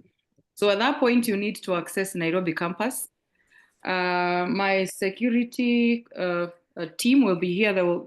Our security team will be telling you how to access the campus, what you need to use to access the campus on Saturday. So when you come in, we normally have only Nairobi campus has one block for academic center. So we encourage students who are in campus and those who are around Nairobi campus, you just walk in. Our classes are evening. So most of the students have been coming in to just study or even contact your classes around there. You are allowed now that you are a student, you just need to show your ID at the gate or your portal. We are flexible. Just open up your portal from your phone, show the security guard, then get in. We have only one building called Data Academic Center. We have specific classes for masters and PhD. So when you go to that building, you realize there's a directory at the ground floor. So you'll see, if it's School of Business and Economics, it's 4th floor. When you go there, there's a class labeled PhD Communication, Business, Masters, School of Business. You go to 6th floor, Communication floor, is the same. There's a class for PhD, there's a class for Masters. So feel free to come in. Feel free to come in the campus anytime during the day, during the evening till 9 p.m. We only allow till 9 p.m. because now we need to close the rooms. So you will be allowed to have the studies from the morning till 9 p.m. Even the library services are open till Saturday. So that's how you interact and come in to use our facilities. Now, when those who are also around in main campus, we have a very good facility for the library. You can just drive in, get a view of the campus. It's green. We have done a lot of environment here. So you just walk in. We have so many places you can have your study, but you try and come and use our library. So it's allowed now that you are a student. I've seen this semester some PhD and master students just coming in. Even here, we also allow you you can do your classes from here. We have internet. You will be told by ICT how to access the internet once you come in as a student. So we have the facility of the building, we have the library, and the parking. Like on Saturday when you come in, you park in the campus. In case you drive in and you find there is no parking in campus, you just drive out the exit. Opposite where Nairobi campus is situated, there is Nairobi Baptist. We also park there, but ensure now you have your ID. For identification, and it's not national ID, you need to show them your ID. Whenever you come in, you drive in, and most of the times Nairobi campus, you have conferences. So you may be coming in to do assignment and then there's no parking and then you are stranded. They told me I can come anytime.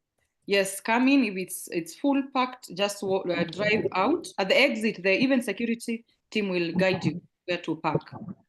The other areas we do as services is what I had someone questioning was about accommodation, catering, transport. Those are mainly for day students who boarding at the River campus.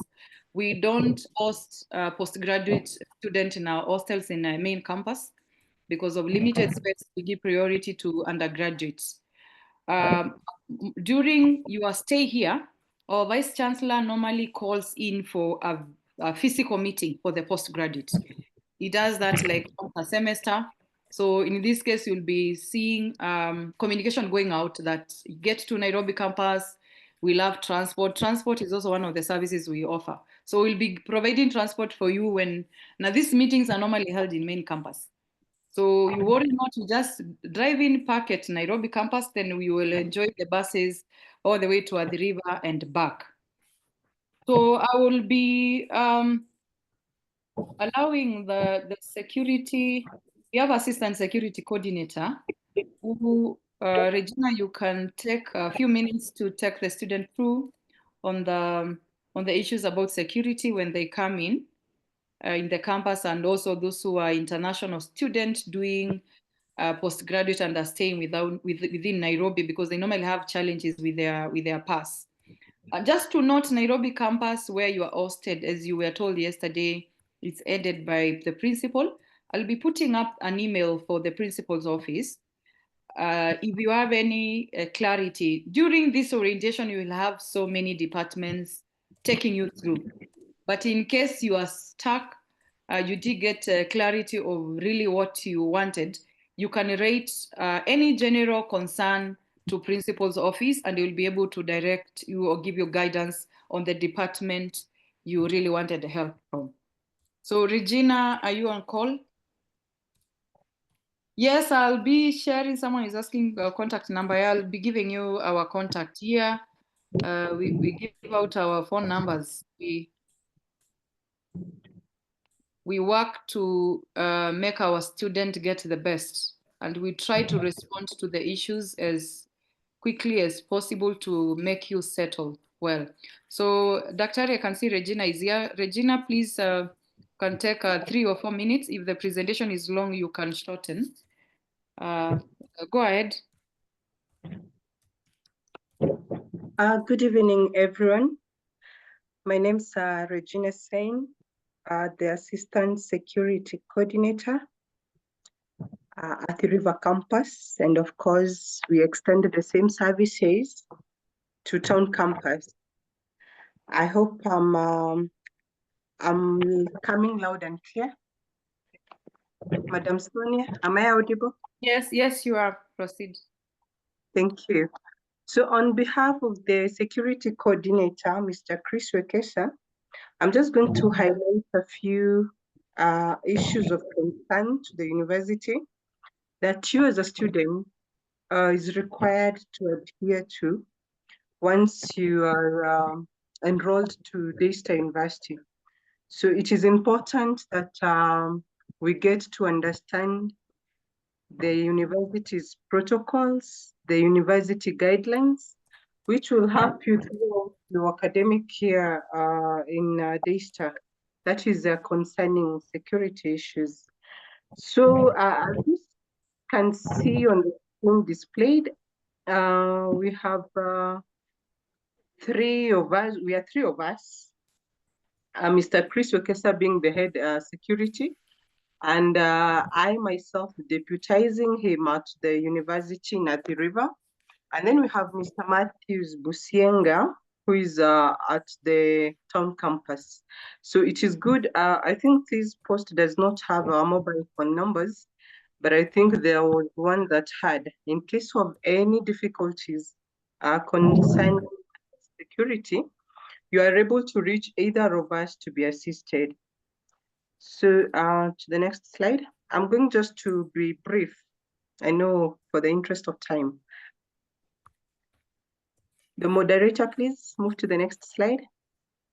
So we have key security considerations while you come to the campus. I know most of you, your PhD and master's students, so you're going to be off campus, but when you consider coming to the university, either in Town Campus or at the River Campus, you need at least to orient yourself with the surroundings. You need to know how the main campus looks like. You need to know how the Town Campus looks like. And so you need to orient yourself in case of anything, familiarize with student centers, hostels, and emergency exits in case of anything. To the next slide. So you have our numbers there, they have been displayed, so you can have them saved in your phone numbers when you encounter any challenge, either in campus or out of campus. As long as you're a Daystar student, you'll be able to be assisted by either of us. Second agenda, we have the campus security measures while you're accessing the campus. Either of the 2 campuses, always carry your IDs in order to be allowed to get into that gate. I'm sure you'll not be allowed. Either you use your student's ID or you can access your portal to show that you're a student. So in those two campuses, we have security measures put in place. Those are the CCTVs. When you're coming in your cars, they'll be registered, of course, at the gate. Yourself, you'll be registered. And in case of anything, we're able to follow up how you came in. So you can be sure of the security measures that have been put in place in our campuses. To the next slide.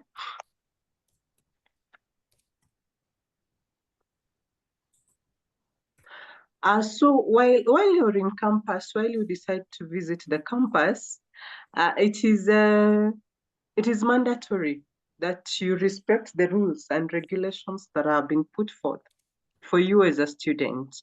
So I know masters and the PhD students are mature people, but we expect you still to adhere to the rules and regulations of the university. So we don't expect you to come around the campus while you have these funny dress code behaviors. I'm very sure you'll not be allowed at the gates. So come dressed properly. We don't allow students coming to campus with ragged. I know you know what ragged trousers are. We don't allow nose rings on your noses for the ladies or earrings for the men. We don't also allow bob tops or crop tops or tumbo cuts. You don't come dressed to this in such kind of a dress code. So we don't also allow skin tights. You better be decent. Maybe a skin tight and a short dress, not very short above your knee. So that one can be allowed. In terms of dress code for men, you better have your hair well kept, because I assure you, you'll not come to the campus and you'll not be allowed in by the security. So for the curfew hours, those are students on campus, so that is not for you. So we move to the next.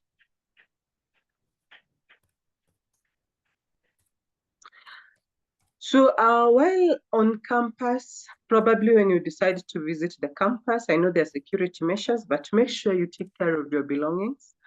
Well, you come maybe to the library, when you visit the library, either in campus or in Athi River, kindly make sure you take care of your belongings. Even when you're outside there, make sure your belongings are taken care of. Don't leave your phones or your laptops unattended, and make sure you have them registered. Probably if you would like that services of Electraca, it is indicated that you can pay 500 and have your laptop registered for Electraca.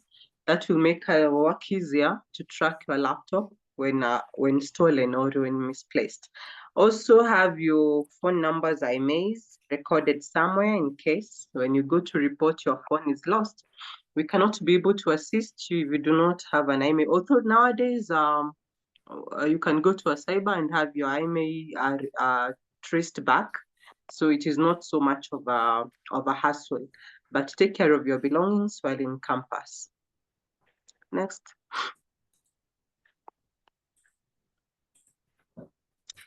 I know some cases before the school closed, there was a case that it was not really brought to my attention properly, but there was a student who was scammed online. So I want you to be aware. I'm very sure you're aware, but I don't know how still people get conned online or get scammed online. But you have to take very secure measures while trying to log into these apps on the cyber. So it is very secure for you to avoid doing any dealings that you get online as a student, because that will affect your financial status. It may affect your bank accounts. You can be, your SIM cards can be swapped and your bank accounts can be cleared. So kindly be aware of scammers. And also familiarize yourself with the Data and the Privacy Act so that you do not share your information where someone can get that information and use it against you. So as a student, we just want to advise you as a security department that be aware, scammers are out there. We may not be able to help you so much as you would require because those are investigative measures that the DCI will have to come in, and it is a long process of investigation. So kindly be aware of scams. Next.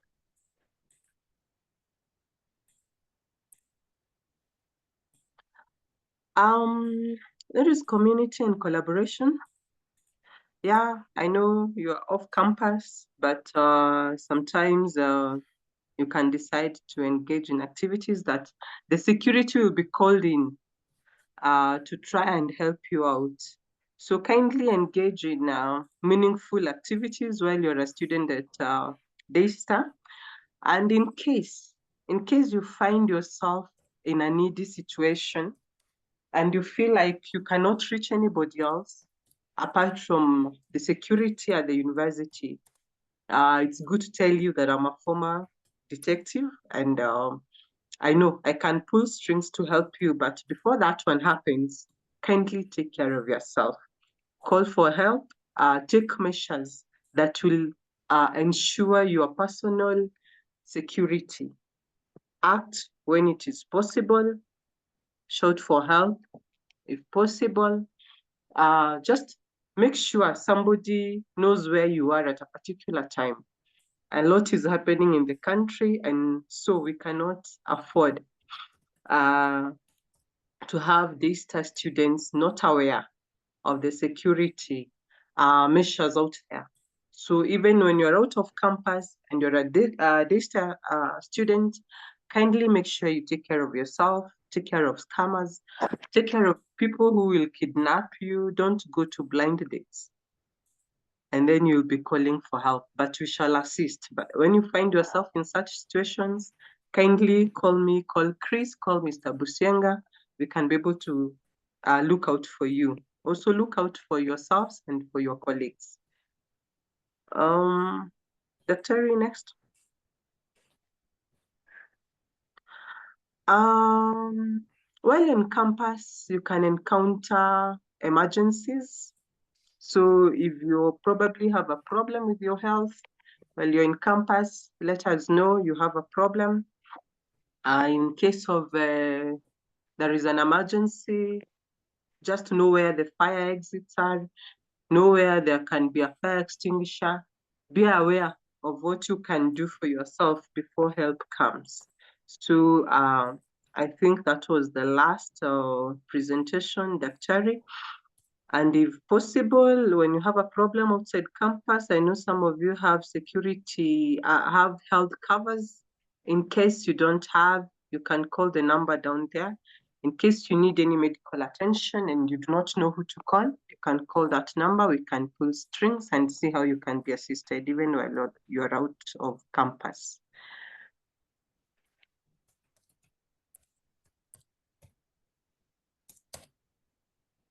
So in conclusion, we are here to support you as much as we are here to look out for the security measures at the university and the school regulations. Just know that we are here to help you as well, pull through your academic year. When you encounter any security measures, we shall be there to support you. We shall be there to ensure that your security is taken care of. We shall make phone calls, we shall pull strings where possible, but please take care of yourself. Always communicate to the security when you have a problem, when you have an issue, and also encourage you to pray. And also remember that God is our ultimate security. I have this famous quotation of Psalms 121, chapter 8, that the Lord will watch over your coming and your going, both now and forever. So even if we are there as security team, we are just humans. So we also owe to God for our security, and it is good that we get reminded that Daystar is a Christ-centered university, an institution that considers everything and considers God and puts God in the middle of everything. So with that said, I hope, Sonia, I've covered what I was supposed to cover. Thank you. Thank you so much. Regina. Thank you Thank so you. much for that elaborate discussion, and thank you for covering most of the things. I see a question of, do we need car stickers to park at Daystar premises? No, for now. We will be rolling out the car stickers, but not for this semester. However, when we get to that point, we'll be sending emails to your official student emails. So please check. I know majority of postgraduates, they miss a lot of information because I've been one. I'm a Daystar alumni, a PhD student in this case. And you find it's rare for you to just go check your student email. Please be checking out because we'll keep on communicating important information there. I see Yvonne, you have Mondi, you have a question? Yeah, sure. It's not really pegged to security, but also safety. I don't know whether safety and security goes hand in hand at Daystar. Are there maybe whistleblowing policies for harassment? Harassment cannot just be sexual, it can also be physical harassment. I know you have mentioned things around security being there, but then again, where do we in the case that happens? I know this is a very sensitive topic, but are there policies in place or structures in place just to ensure the safety? Just aside from the security, is there also safeguarding measures within Daystar just to cover harassment and the like? I know it's a sensitive topic. It is rarely talked about, but I just need to know if that is in place because also that's a very sensitive issue as well. Thanks. Yeah, thank you, Yvonne. Yes, we do have policy for harassment, both for student in relation to the interaction having around. We also have a policy in relation to academic, whether on that wing you also face harassment there. There's a policy guarding that, and this is all in a student dean's office, which you had. I think you are going to have a session with them. If not, you have not had one. Just to confirm, yes, we have those policies in place, so you are well protected.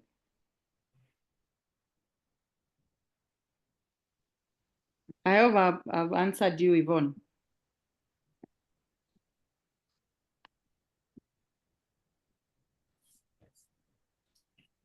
All right. So I see no other question. Madam Sonia, sorry. Regina. Yeah, I need to address one question. I think you did not say it. There's someone who asked about a very tiny nose ring.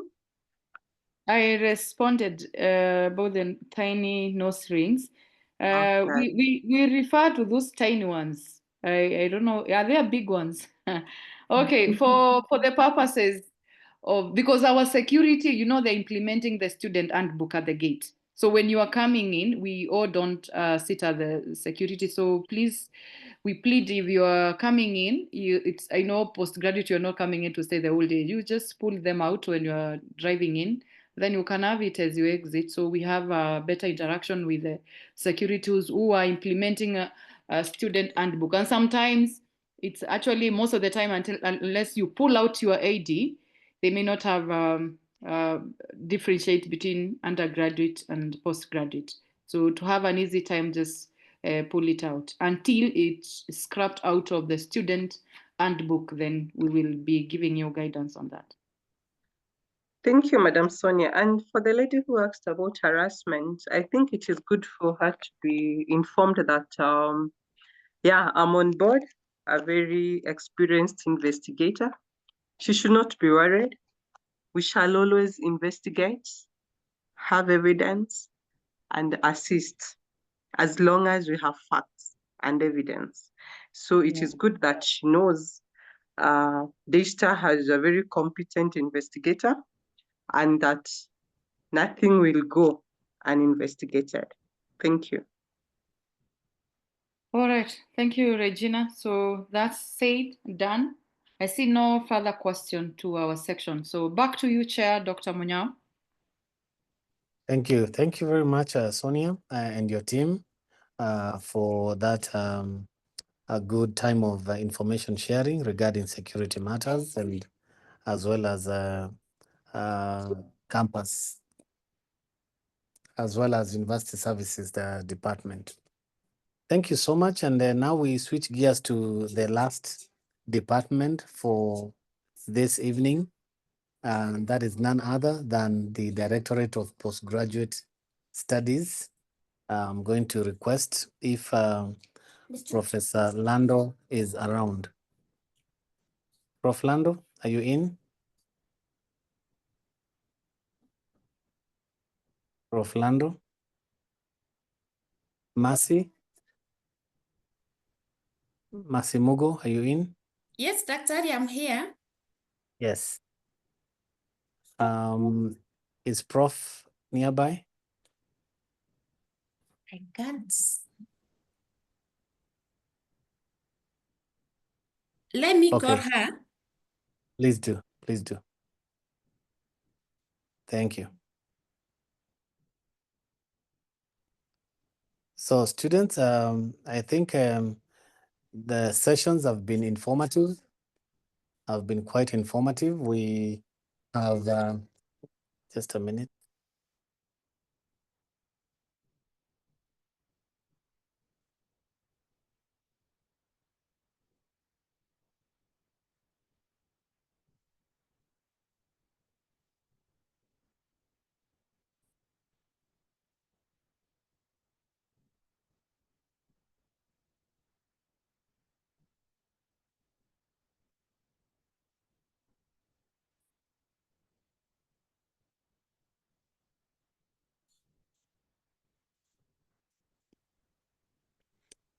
Okay, I'm also trying to reach out to Dr. Wanyoni.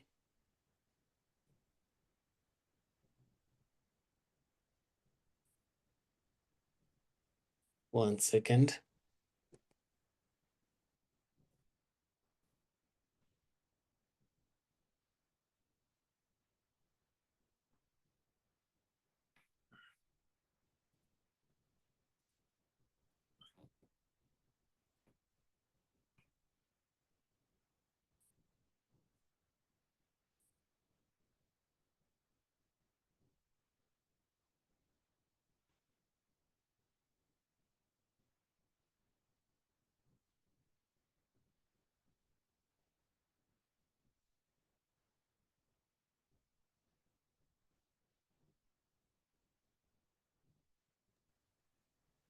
Mercy, have you been able to reach to Professor Lando?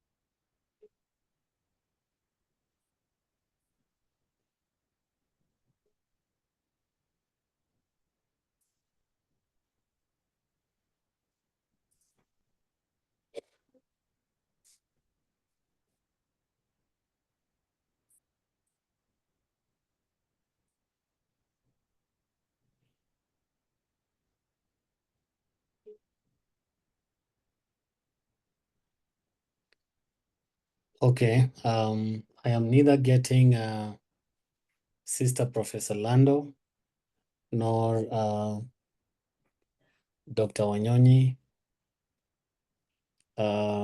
Just 1 second. Let me consult to make a decision here.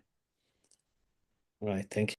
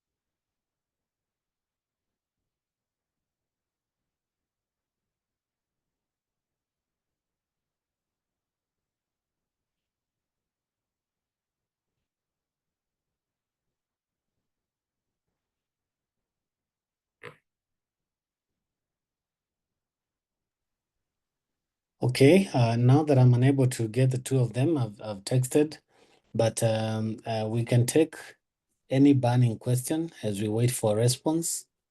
In the meantime, we have some questions on the chat segment for the departments that have just concluded their presentations. We can respond to some of the questions. Yes, the question on the recordings I've just posted yesterday's recording here.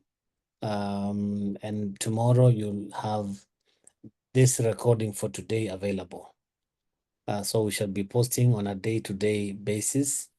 Andrew is asking, I suggest we seriously consider having car stickers to allow bona fide Daystar stakeholders space to park. I stand guided on I the can answer that, Daktari. Yes, Sonia.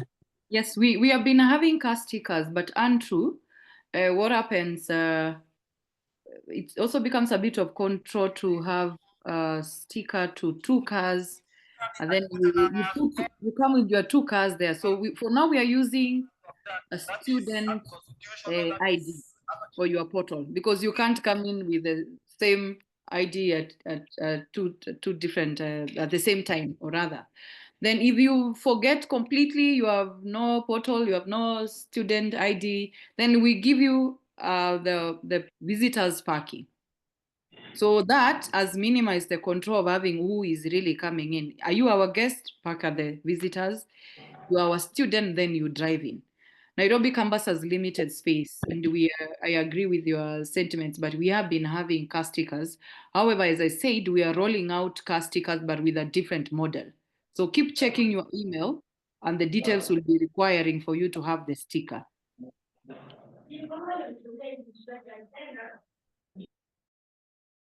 Thank you, Daktari. Thank you. Thank you for that response, Sonia. Truly appreciate it. There is another question on what is the minimum number of units that one can take in a semester for master's programs. Moses is a Samai. That is a question that will be comprehensively and fully answered tomorrow. Yeah, remember tomorrow you have a very special session with your department, and particularly with your dean and the head of department and lecturers in a breakout session. So please hold on to that question, and I promise it will be answered tomorrow, even before you ask it again. You'll get to be taken through the entire program and its requirements all the way to completion. Then there's a question on whether verification of certificates can take place on any other day other than Saturday. I can say for sure that the official date of verification is Saturday, mainly because after Saturday, Monday is class. And verification, without verification of your certificates, you will not have completed your registration process. And so it's hard to complete your registration all the way to getting your courses in your portal without that step. And therefore, Saturday being the last day, I think you don't want to drag into the following. However, okay, let me take a call here that this might solve our problem for tonight. Okay, as Dr. Monyao picks the call, on Thursday, on your session with the registrar, they'll be telling you for the students who are outside the country, how they will be doing their verification of the certificate. And I think this was also answered during the first day, which was yesterday. If not, we will not require you to get a flight and bring your certificate for verification. They are flexible enough to consider students who are not within or who are able to come in on Saturday for verification.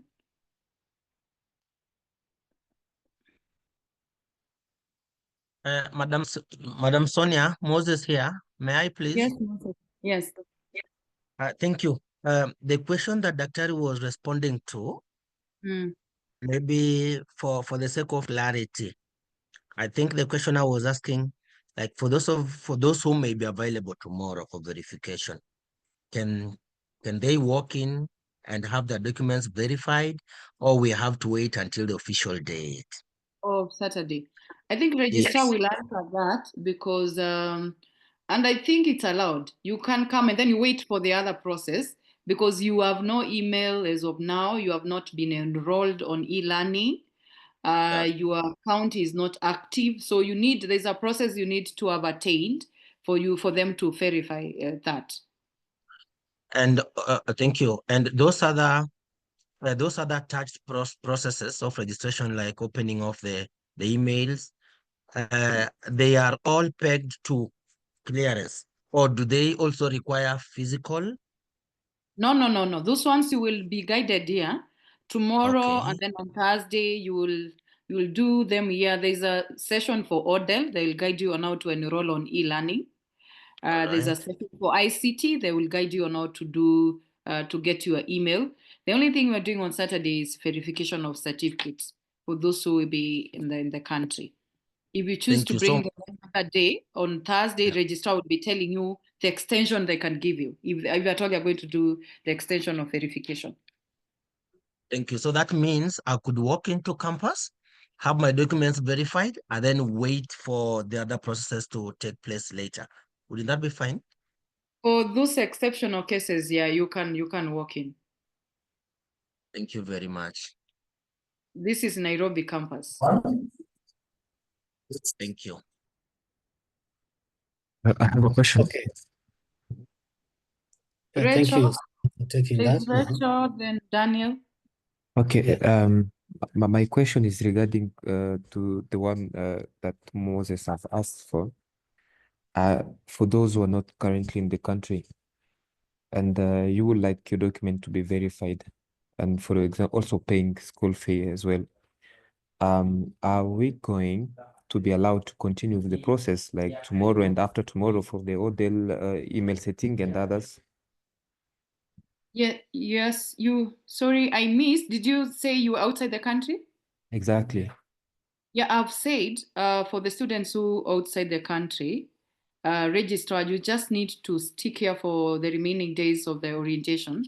We have a whole session with the registrar team who will be guiding. And also I saw somewhere about ID. They are the ones who will give you details about how you're going to get your student ID, where and when, and the modes of getting it. Second, they will tell you, for those outside the country, how you're going to do your verification. So you should not worry. You will have the other process. Yeah, because we also get the other process of email uploaded on e-learning platform, because you will do it even before Saturday. You will open your e-learning account, your email address. Now the other one is what, Daktari, your portal. We normally have 3 accounts. So that is one of the things you're going to do during these sessions. So either tomorrow or Thursday, I'm not sure of the day. Okay, thank you. Madam Sonia, if I may. Oh, okay. Please proceed, Daniel. Okay, then. So after these procedures, then I'm planning to come very soon, and also to make the payment also for the school fee as well. Are we going to be required to pay the school fee during this period, or since I'm coming next week? Okay, I think we will have guarantees on opening the student portal and creating our emails as well. Opening up the portal or getting the email, it has no attachment to your fee. What Daktari, or I think during one of the session for finance indicated is enrolling your courses on that platform is what is requiring you to have paid and selected the units. So the normal process for orientation, that's why you see in your fee structure there was an orientation fee. You will get all the details you are required to get during orientation. So Daniel, you can fly in and do your duties on next week. All will be well. You will receive all the services you're asking. They're not tied to you coming in and paying the fee next week. Thank you for the clarification, because I was a little bit worried about that. No. You will have your email. You will have your account for e-learning. and you will have your portal address. You'll be guided by the ODEL team. And Dr. Munyao is here, is the one who leads that team for, for some of those activities. So just come in next week and do your payment. Thank you so much. Moses. Thank you, Madam Sonia. Moses, I wanted you're coming tomorrow. We are waiting to receive you. Okay, just shoot your question. Thank you. What I wanted to add a rejoinder what you're answering to Comrade Daniel there. If I can borrow from yesterday's presentation, I think verification of those who are away, the response that was given was that you do not have to be there physically, provided you have documents that have been certified, you may as well send them. But I think regarding the school fees, you've satisfactorily responded to Daniel and myself as well. Okay, thank you. Daniel probably wants to visit Kenya or visit the school and see. So welcome, Daniel. Thank you so much. Actually, we like tea and mandazis here. We give to students when you visit. You will see on Saturday. thank you so much. Actually, I was there for the application and I went back. So I'm looking forward to come back as well. I liked mandazi and the chapati because we don't have chapati back home.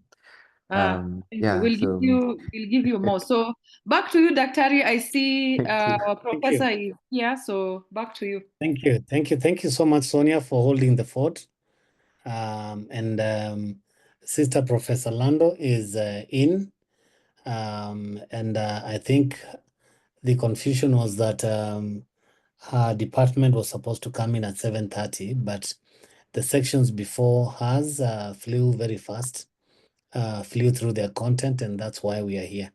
But anyway, Sister Professor Lando is director of the postgraduate studies, and that is a very critical directorate for you, all of you postgraduate students, and therefore it's her time to take us through this directorate. Karibu sana, Prof, and introduce your team, and then you can take it up from here. Thank you, everyone, for your patience. Thank you very much, Dr. Munyao and your team. Thank you all for working together as a team so that we seamlessly flow into the different programs and different directorates, different offices. Once again, warm welcome to all our postgraduate students in the various programs that you have joined here at Daystar University. Like we said yesterday, this is your university of choice, and you have made the right choice because some of us, like I said yesterday, passed through Daystar. I did my first degree in Daystar 99, and my second degree in Daystar also in 2000. 2002 is when I graduated, master's. Then I went for PhD elsewhere. So we are selling what we consume. Let me put it that way. So it is nice to have you. This is the Directorate of Postgraduate Studies. This is your home where you are going to merge together postgraduate students from different programs. There are people in communication, people in business, people in economics, people in development studies, but all of you are in different schools. But the one directorate that converges all of you together is this Directorate of Postgraduate Studies. As I start, I would like to ask the team from the directorate who are here to introduce themselves so that as time goes, if you have questions, you can put them on the chat. They'll be able to help me to answer them. I'll be responding to some, but so that you have a clue of who else works with me before we proceed. So let me do the intros now. Let me begin with my Deputy Director, Dr. Emmanuel Wanyonyi. Is he already here? Or he could be waiting for 7:30. Dr. Wanyonyi, are you here?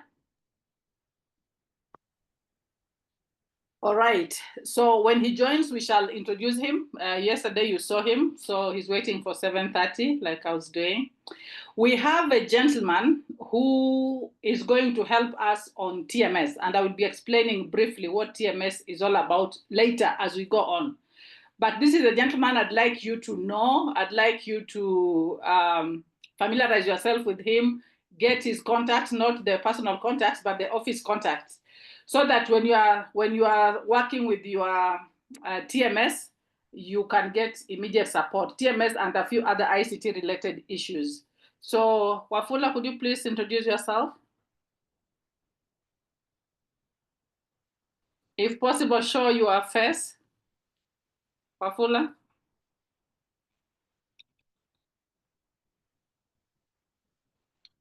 All right, he might also be waiting for 7:30. Let me look for the administrator of the school. This is the lady. Hello. Okay, Wafula, go on. Thank you so much, Sister Professor Lando, for this opportunity.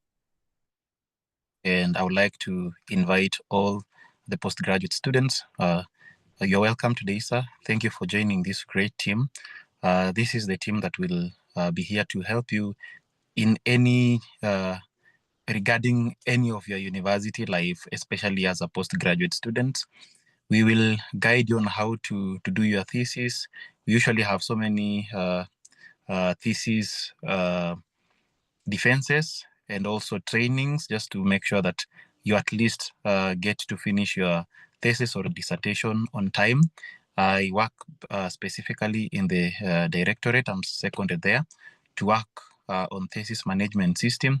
This is a system that is designed to help you track your thesis, track your dissertations, and also it's a system that is going to help you, one, to apply for your ethical clearances, then also to be able to see how far you need to go as a student. And also it offers an interaction session between you, your supervisor, and all the departments that will be very necessary for you, especially in your thesis writing stage. So I want to invite all of you. I'll be sharing a Telegram link where we converge as a team just to soldier forward and also to handle any challenges and also to encourage one another in this journey of us as being student and also being staff and support system to you guys. You're highly welcome. Thank you. Thank you very much, Wafula.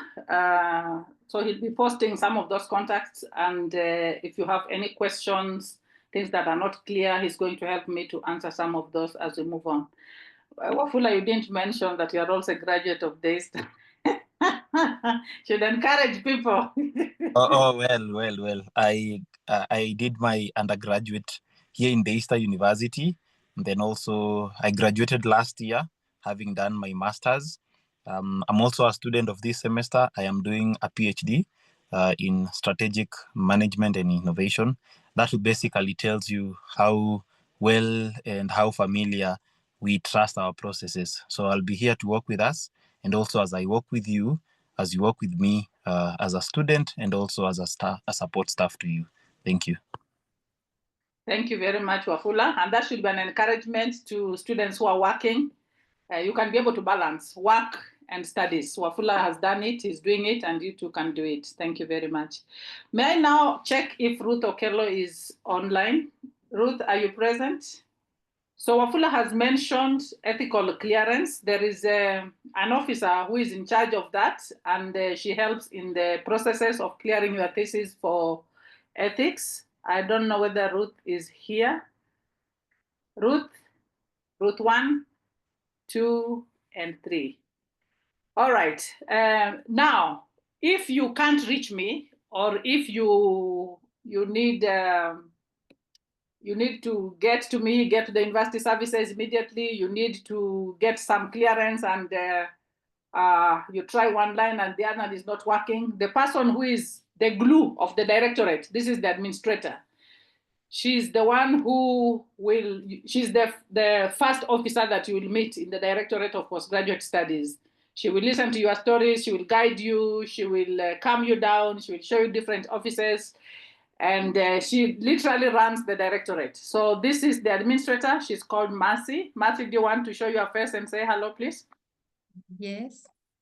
Thank you so much, Prof. My name is Mercy Mugo, Administrator Postgraduate Studies. Let me take this opportunity to welcome all of you, DAYSTAR University. As you advance your studies, we are here to support you. kindly feel free to reach out, and feel free, when you are free, you can come and visit us in our office. We are here in Nairobi campus. And if you have any inquiries, kindly contact us. Thank you so much, and God bless you. Back to you, Prof. All right, thank you very much, Mercy. So now you know who is around. We have Wafula, he has already posted the Telegram group, and they'll be working with Mercy as we proceed. So this is our directorate. That is me in the photo, or me in real life, whichever you are looking at. But the Directorate of Postgraduate Studies works closely with all the offices in the university to offer best services to postgraduate students in areas not limited to: 1, coordination of thesis and dissertation supervision. Master students, you are expected to write a thesis. PhD students, you are expected to write dissertation. We shall support you. We also conduct workshops and trainings on thesis and dissertation writing. So maybe those of you who are returning for masters and PhD, maybe somebody has been out of school for 2-3 years for whatever reason, and you decided to come back to the university. We have that support to conduct workshops and just to help you reorient back to thesis writing and dissertation writing. So we will be offering that. There is a group that I run every Saturday from 4 to 6. This is inter-university, where we coach people how to write your thesis and dissertation from the first chapter to the last one. So if you are free and you feel like you want to join, you can join that one. Wafula or Mercy, whoever has the link, you can share that one as well. But outside that, we shall also be conducting periodic workshops for graduate students on how to write theses and dissertations. That is part of mentorship. And so we also do mentorship and publications. Master students are expected to publish at least 1 article before graduation. PhD students, 2 journal articles. So we shall be mentoring you and guiding you on how to do your publications. We also are engaged on the use of thesis management system. The VC mentioned yesterday that this is one of his favorite projects in the university. He wants to know at any one given time, at the click of a button, where are my students? How many are still doing coursework? How many are still on chapter 1? How many have gone to the field? How many have stagnated? So don't be surprised if the VC gives you a call or we send you an email to ask, hello, you are not here, you are not making movement. So thesis management system is a one-stop shop that enables all the postgraduate students under one roof and through the various offices that we can see where you are. And when it comes to clearance, you don't have to come physically on campus. You can actually clear from one stage to another from wherever you are. And Wafula will help you with that. So is Mercy and Ruth when it comes to ethical clearance. So this is very important for us. Wafula, you might want to put on the chat how the students are to be onboarded on TMS, or if there's anything else they need to do. There's the handbook for the postgraduate students. This is your guide. You are not walking into a park that is guideless. This is the guide that helps you to know from the first day that you enter into the postgraduate studies to the last day what is expected of you. So you need to get hold of the postgraduate handbook. There are hard copies in the directorate, free of charge for every graduate student. You only need to prove that you are a student. Come with your student ID and the copy will be given to you. I know the next question is what of those of us who are in Timbuktu and are not able to come for the hard copy? We will talk. That's why you need to shoot an email to Mercy. Once you have opened your Daystar email, then we shall sort you out. We also hold academic conferences, and there is one coming up in May, end of May, beginning of June, and we hope that you can be able to participate. Then we oversight research awards to postgraduate students. So overall, there are 5 schools in the university out of 7 that offer postgraduate programs, and we work with all these schools together with all the related directorates. These are the staff that we have already introduced to yourselves. Please, Wafula and Mercy, alert me when Dr. Wanyonyi joins so that we can have him introduce himself. Okay. This is our motivation. We are motivated because Daystar University recognized the charter of the university recognizes research as an integral part of the university's mission, objectives, and functions. Which means if you are a graduate student, master student, PhD student, we expect you to get involved in research. We expect you to publish. We expect you to go for conferences. We expect you to be part of the grant writing process. We want to have you an all-rounded scholar. So the directorate, the vision is fostering world-class value-based scholars, research, and publications. And our core values are integrity, servant leadership, innovation, respect, discipline, and efficiency. So please help us to live our core values. We have talked about some of the activities that we are involved in, and I have mentioned severally that we are working with schools and other university departments to bring a robust collaborative relationship that will enhance good educational experience at Daystar. We want you to study well, and like I tell my other students, postgraduate studies should be fun. It should be memorable, so that when you are either you are in the office or you are at home or you are on the street, when you talk about I'm doing masters in data or I'm doing PhD in data, it should be the sense of pride, holy pride, and a sense of joy, not a sense of mistreatment. So we are here to support you in doing that. And we also coordinate and provide oversight to postgraduate students to ensure timely completion of coursework, thesis, and dissertation. Now, ladies and gentlemen, if you are not sure of something in your postgraduate journey, or you have questions, or you are not certain, please don't talk to fellow students. Talk to us. Talk to your dean, talk to the administrator in your school, but also talk to us. Talk to me, talk to Dr. Wanyonyi, talk to Wafula, talk to Mercy, talk to Ruth. Students tend to mislead students. Yesterday, I encountered a student. I hope he's not here, or if he's here, at least you'll not know him. He was just in a group and he saw a link going around. Please join this group, and he joined. And the student is from communication, doing PhD in communication. But the link was for clinical psychology. So he already had there that he's supposed to be doing six units. So don't follow every link that is posted unless you have been told this is for your school, this is for the postgraduate studies. And when you have a problem, talk to the right people. You are starting classes next week. Don't listen to students. Continuing students will tell you, Sister Lando is tough. She'll give you many assignments. Don't take her course. My friends, I'm here to stay.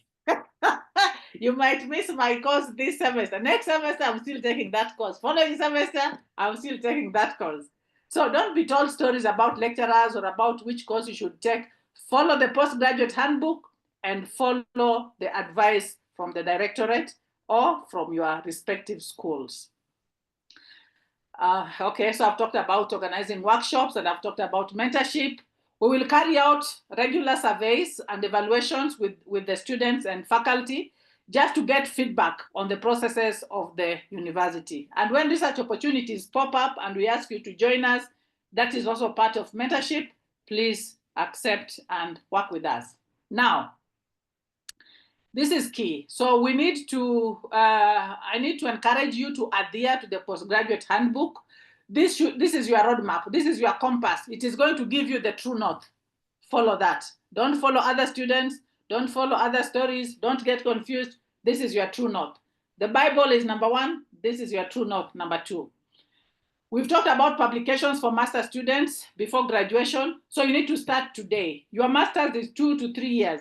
If you don't publish, you don't work towards your publications today, you'll get to the graduation and you do not have a publication. So we shall hold you at the graduation. So make sure you publish today. You can publish with your supervisors, with your lecturers, but make sure you publish in the right place. So not publishing anywhere, it is publishing in reputable journals or in credible book chapters. Doctoral students are required before graduation to hold at least one thesis colloquium. So once you go to the field and collect data, you're going to come back and have validation of what you have done. So you're going to have that colloquium, and you need to publish at least 2 articles in reputable journals. So we shall work together. Then we were encouraging the use of different research approaches. So when the lecturer is teaching research courses or depending on your background, don't say, I am a quantitative person, I'm qualitative. Be open. There can be other approaches or even mixed methods. So be open and adopt any of the approach that is going to be useful for your research. Academic probation, this is key. You have been admitted on the strength of your good performance in the undergraduate for master students and your good performance in the master's program for those PhD students.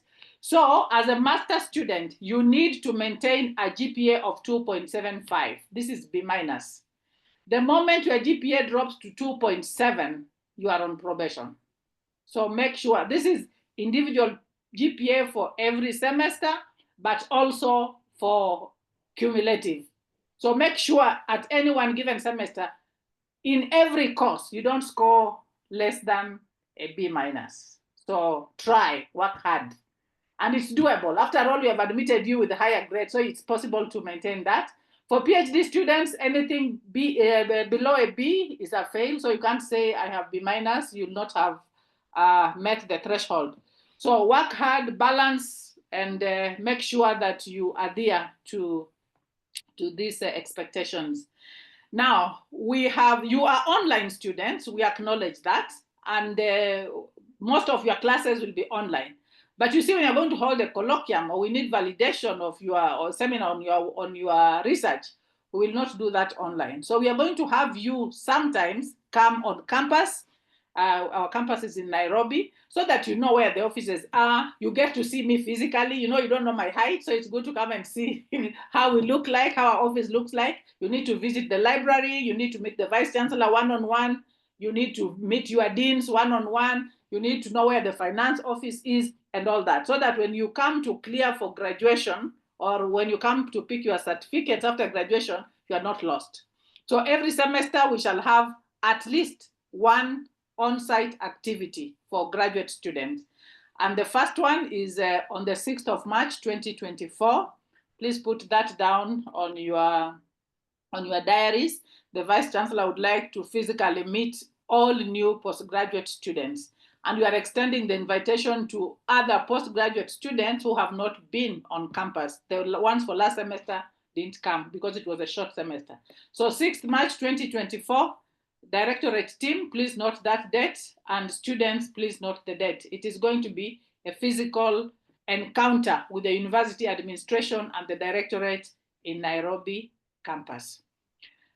Now, I've talked about the thesis management system, and I've told you, Wafula also explained to you how it works, but I just want to reemphasize that TMS monitors and evaluates the progress of MA and PhD students. You cannot hide.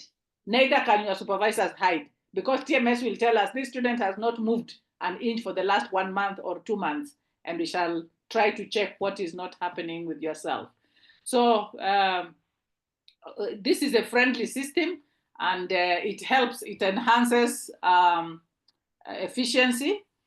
So apart from knowing where our students are, this is also where you apply for your institutional scientific and ethics review committee clearance. This is the ethical clearance before you go to the field. So it will be done on this system. Now, there's something here called plagiarism check, which I'd like to mention a little bit. We have talked about integrity as our core values. We've talked about honesty. We've talked about excellence.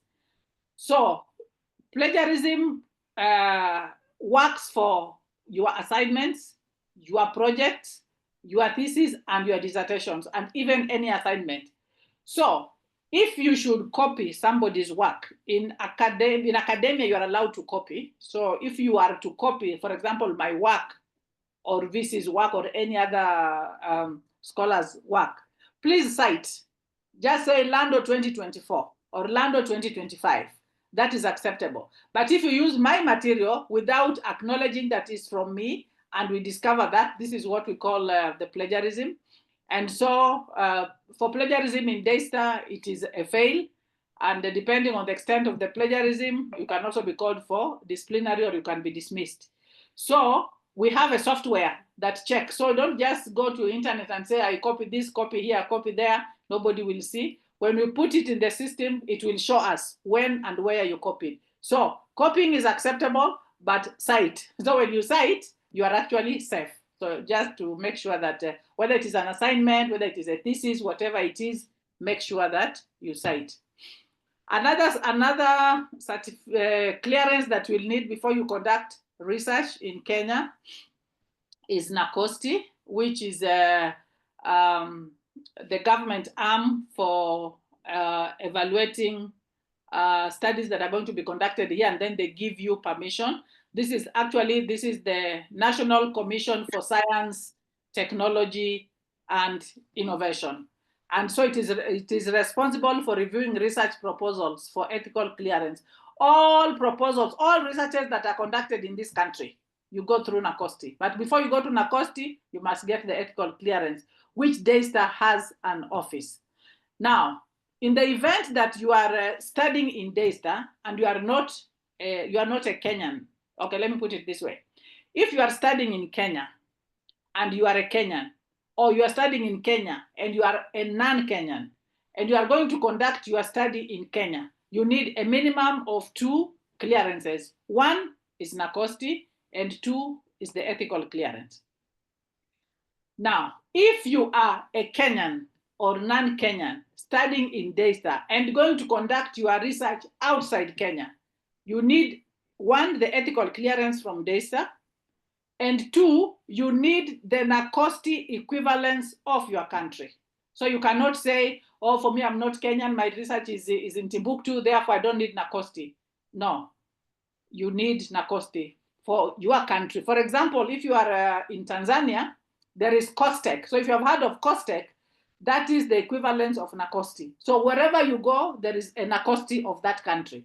So you need ethical clearance and you need a government clearance minimum. Okay, so why should theses and dissertations be examined for ethical clearance? It's a requirement by NACOSTI. And clearance gives you protection, 1, as the researcher, and 2, it protects the research subjects that you are involved with. They could be vulnerable adults, they could be minors, it could be resources of a nation. So this is protected both by law and also by ethics. So that's why you need to get those clearances. This is the site that you need to visit for more guidelines on the applications of how to get the ISAC clearance. We encourage you to visit the university website. This is the university website, and also visit the directorate's website, the section of the website, which is this, for more details on postgraduate studies activities. Then we have created a Telegram group. I hope it has already been shared and you can be able to join that so that we can have a conversation there. I know people are more comfortable with WhatsApp, but we chose Telegram because Telegram can accommodate more people as compared to WhatsApp. Then, well, I'm going to show you the WhatsApp details, the links for the various schools. I think my team can be able to share that. Different schools already have links that you should join so that you are together with your people. Now, if you need further guidance, this is our email address, postgraduatestudies@daystar.ac.ke, or you can call this line. It goes to the university and it will be directed to our office. Now, before I conclude and say a hearty welcome, I want to show you the contacts of the other schools that you will need, the different programs. So you might want maybe to talk to the administrator of maybe School of Communication. There is a shortcut. When you are stuck completely is when you can now come back to us and say, I am not getting them. So let me just see if I have the contacts. Okay, I don't seem to get them, but let me just share this with you. Okay, screen share. Sorry, there was a better one, but so long as you can get the information, let's just go with this. So if you're in the School of Communication and you are a PhD student, I'm hoping you can see my slides again. If you are PhD communication, okay, let me stop because this doesn't have the email address. And let me just ask Wafula, Wafula and Mercy, are there things that we need to respond to now as I get the other slide that has all the contacts? And in the meantime, Dr. Wanyonyi, are you here? Yes, I'm here, Prof. Ah, beautiful. Could you please greet our graduate students and say a word or two as I look for the slides of the contacts? Thank you. All right, thank you very much, everyone. Welcome to Daystar, and thank you, Sister Professor Lando, for that very good presentation. I believe it lays down the foundation for the students, for postgraduate students, as they embark on this very important journey of postgraduate studies. We're very honored to have you, and we say that from the heart. We're not just throwing words out there and we don't mean it, but we actually mean it. We really appreciate the opportunity to work with you and particularly to walk with you this journey, because it's always very difficult. Those of you who may have experienced postgraduate studies in the past, one or the other, have an idea of how demanding this journey is. And that's where we're there as the Directorate of Postgraduate Studies to offer you the necessary support.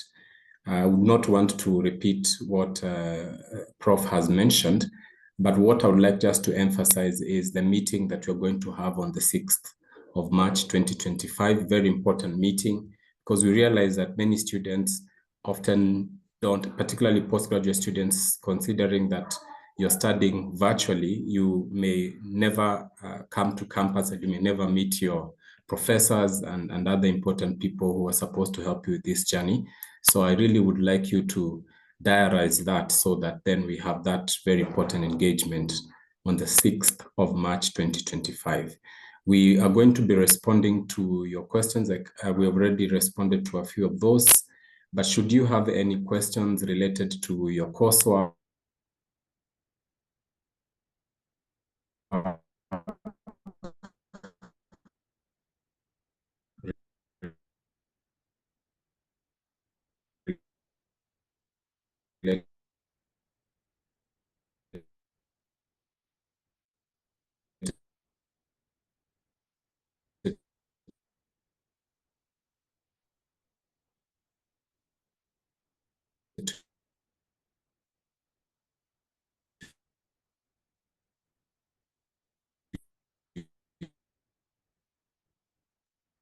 Is it from my side only? Dr. Wanyonyi, are you?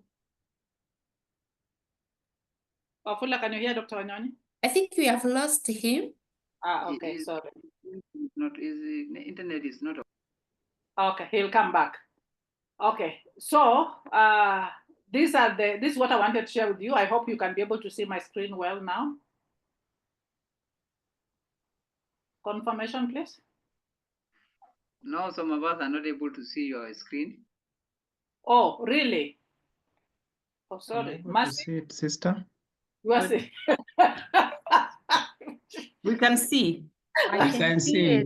I can see it from my end, sister. Okay, that's encouraging. I almost fainted here, but I'm alone anyway. No, So, don't faint, but I hope you will share the slides, sister. What Sorry? you can do to be able to see the presentation, if you're using your phone, please swap on your right.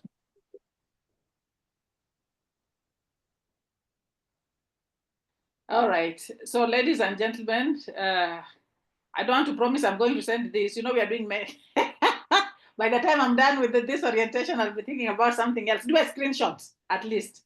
So, if you're in the School of Communication and your program is PhD in communication, so don't bother whether it is a PhD in human communication, PhD in media studies, PhD in development studies. It is just PhD in communication. This is your contact. The coordinator is Dr. Emmanuel Wanyonyi, my deputy, whom you have seen. This is his telephone number, and this is his email. Okay? And if you feel you want support from the directorate, when you write to them, you can copy me. You can copy postgraduate studies at Daystar. You can also copy A.L. Lando at Daystar. For the master's program in communication, this is your contact person, Winnie Mbatha. This is the telephone number. This is the email address. But for TMS, we are going to automatically onboard you. Wafula, I hope that is the case. We will automatically onboard the students. Yes, it is. But on the automatic onboarding, you must have registered for thesis, dissertation. But for those who usually begin early, they usually send an email. But once you begin to do your thesis, immediately you apply for that unit, the system automatically creates an account for you. But since you are not going to do it now, we will periodically be updating through backend push, which you should be able to see it eventually. At the moment, it should not worry you, since we want you to consume information so that by the end of this semester and the beginning of the next semester, you are settled, and we are starting now to show you how these processes can be achieved in a very simpler and easy way, so that we don't bombard you at the moment with a lot of information. I will request that you get to pick what is more important. And then eventually we should be able to have a training session with you, and it will be a periodic training session, so you can join every time you're comfortable. Even at the end of this semester, we are planning to have one. We do it at least 4 times in a year, but sometimes we even go ahead. Sometimes even do it even 7 times or 8 times, so that people get too familiar. Then also we have tutorials that we will be sharing, which is very essential to us all. Yes. Okay. Thank you. Thank you very much, Wafula. We will go that route. And maybe just in addition, there is a component you're supposed to add on TMS, which it just shows like students who are doing coursework. So that because the VC says he'd like at any one moment to know how many postgraduate students do we have from that TMS. So we will talk after this. But like Wafula has said, don't be, we should not be feeling like you have information overload. Just listen to what we are talking now, and slowly we shall onboard you so that you do it smoothly, not with too much stress. So if you're in the School of Applied Human Science, there's a lady there called Rose Njue. These are her contacts. Masters, you will be helped by a gentleman called James Mbui. This is his contact. School of Business and Economics, PhD, Dr. Johannes Chongo, and that is his contact. Even if it is like you are having your coursework, you are selecting courses, you are not sure, these are the people you need to talk to, or talk to my office. And I want to encourage you also that when you have departmental meetings tomorrow and Thursday, I think it's tomorrow and Thursday, please go for the departmental meetings. That's where you are going to get all the clarifications that you require. Then for the masters is Dr. Leban Chesang, and this is his contact. We still have 2 more. The School of Arts and Social Sciences, the coordinator is Dr. Justus Musia. This is his contact. And the School of Nursing, master's program is Madam Docas. So once again, I want to welcome you to Daystar University, your university of choice. You have made the right decision. We shall be working with you and supporting you. Before I conclude, let me, I've seen Dr. Wanyonyi is back. Let me invite him to conclude what he was sharing. Then we shall start responding to your questions. Thank you very much. Dr. Ari? All right, thank you very much, Prof. And apologies, I had an internet downturn, but I'm happy to be back. So I was just saying that we're really looking forward to seeing you on the 6th of March, 2025 for that very important engagement. As I mentioned at the beginning, we really mean it. We don't just say we're going to be there for you as a matter of words, but we mean it. And that's why we're really looking forward to seeing you and to engaging with you. Everything that Prof has mentioned I think is very, very clear. But I also would like to say that there are various reasons as to why most of you have chosen Daystar University to come and pursue your postgraduate studies. This is a very transformative experience that you can expect. I mean, very many people walk through the gates of Daystar thinking that they're coming in to get their degrees and they'll be out. But I've hardly met anyone who has come through Daystar and left the same way. So I think that even as a postgraduate student who is not always available on campus, there are very many opportunities for you to experience transformation at different levels. And that's why as a directorate, and as Sister Professor Lando has mentioned, this is your home. We have very many plans in terms of helping you to be fully engaged, not just to continue on as postgraduate students who are not available, but we have very many other programs that we have introduced and we're introducing so that you can be fully engaged.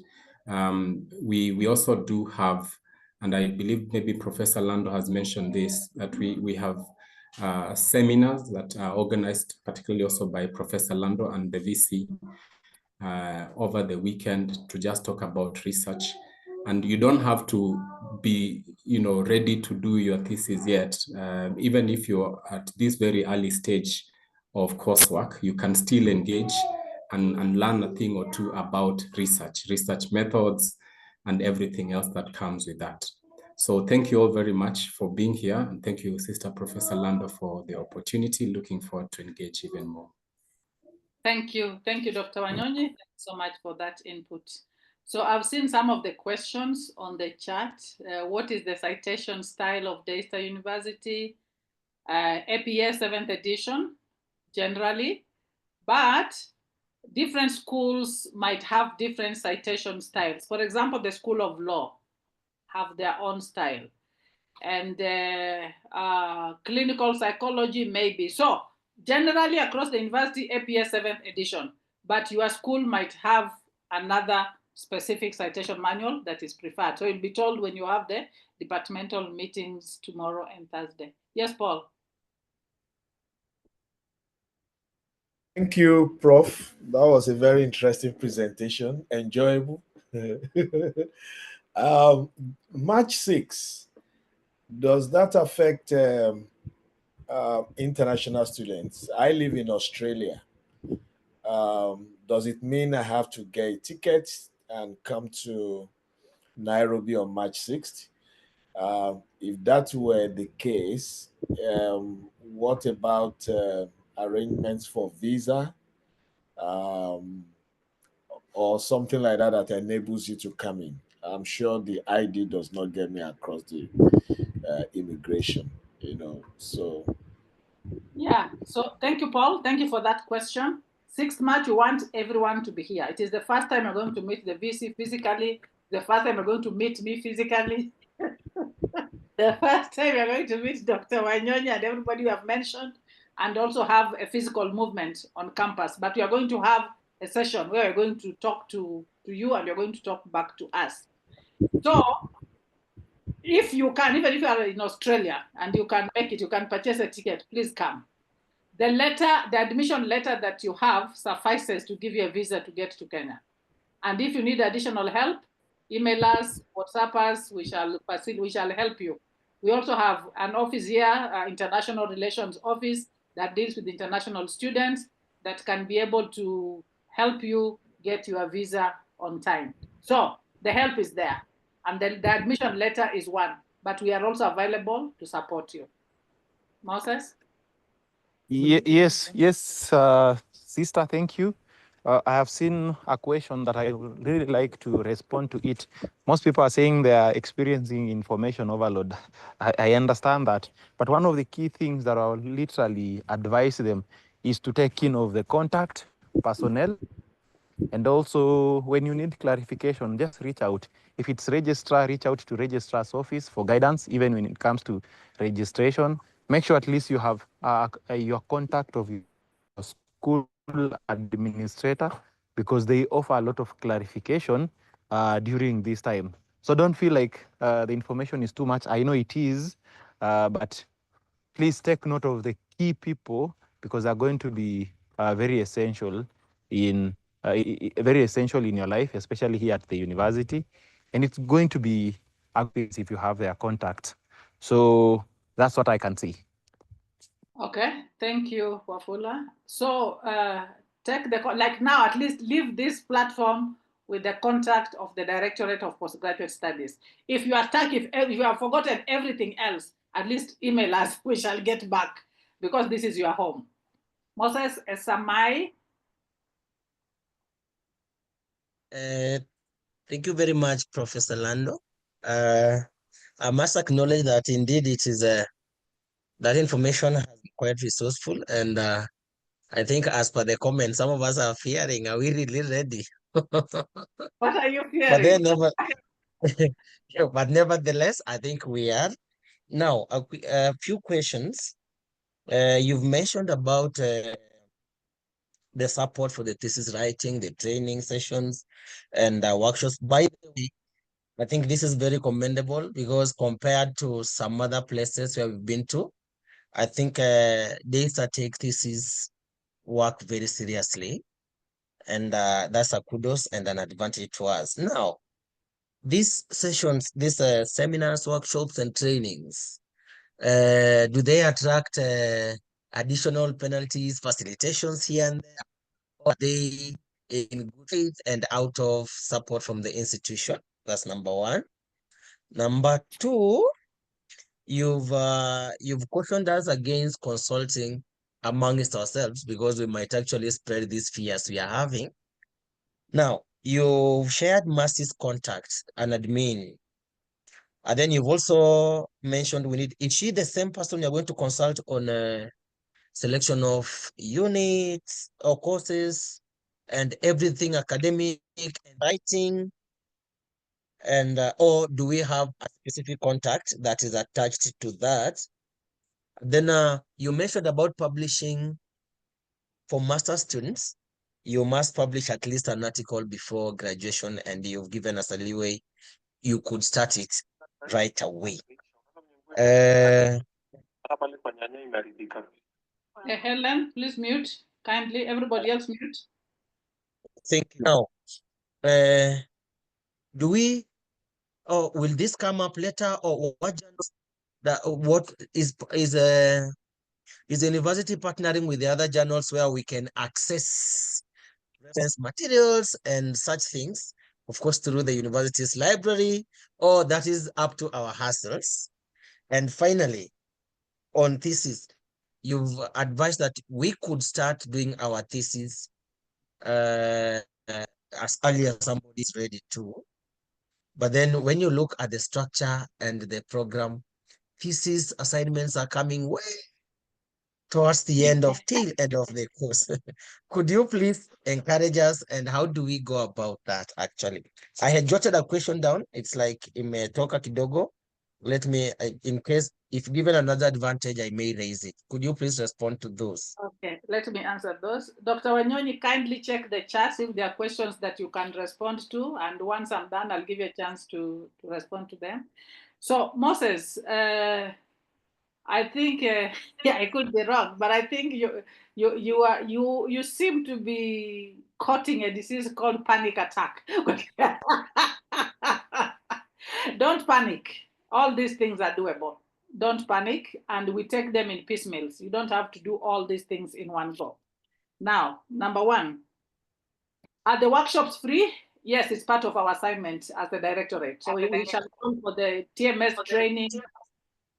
We shall also call for workshops on thesis writing. We shall call for to familiarize you with the use of the postgraduate handbook. We do that gratis. So there's no charge. But the Saturday remedials, where we have myself and the VC and a few other people who come and share in terms of how do you write your thesis, how do you craft a research problem, all that. it is not just for Daystar students. It is open to all other universities. And actually, as we speak, there's more than 900 students on that platform. So we do it online, and you come at will. If you need help, we don't force, and there is no punishment. Whether you come or you don't come, it is up to you, but we want you to conclude your studies on time. So that is an additional service. We call it maybe community service or just a passion we give to students of Daystar, but also from other universities. So we shall start on 1st of February, and we shall start with the preliminaries of thesis and dissertation writing. So I hope one of my team members have posted on the chat the thesis remedial session so that you can join via the link. You asked about you should not be consulting students, fellow students. I insist on that because students can mislead you or students can scare you. They tell you, what? Me, when I came, this is what happened. Well, you came 2-3 years ago. So let the newcomers start afresh. So if you need help, talk to your dean, talk to the Directorate of Postgraduate Studies, talk to the contact people that you have put there. And you can consult at any given time. Take the contact of the postgraduate studies plus the ones that I have projected. I see they've been posted on the chat. But tomorrow from 7 p.m., we have schools and departmental meetings. If you have any engagement tomorrow, please drop it. This is where the schools will tell you how many units to take, what exemptions you have, how many credit hours, which course you should not take as you start next week. Please, tomorrow, make sure you have all the time and listen attentively to all that your deans and heads of departments are going to talk about tomorrow. So right now, don't worry about things that you are not doing now. Don't worry about how many units, which days should I take class, how many credit hours, how much am I supposed to pay? Wait for that time to come. So about the units, it's taken care of. It will be tomorrow. On publications and journals, yes, faculty can mentor you on where to publish. We also have different associations, like, for example, the International Communication Association, which is a multidisciplinary association. You can have people from different disciplines publishing on the journals that they have. They have more than 30 journals, so you can publish there. We have a few journals in the university, one for the School of Communication. There's one with the clinical psychology. Other schools are coming up with journals. But the idea is you must be able to publish beyond Daystar. So you cannot say, I'm from the School of Communication, I'm going to publish in a communication journal. That can also be inbreeding.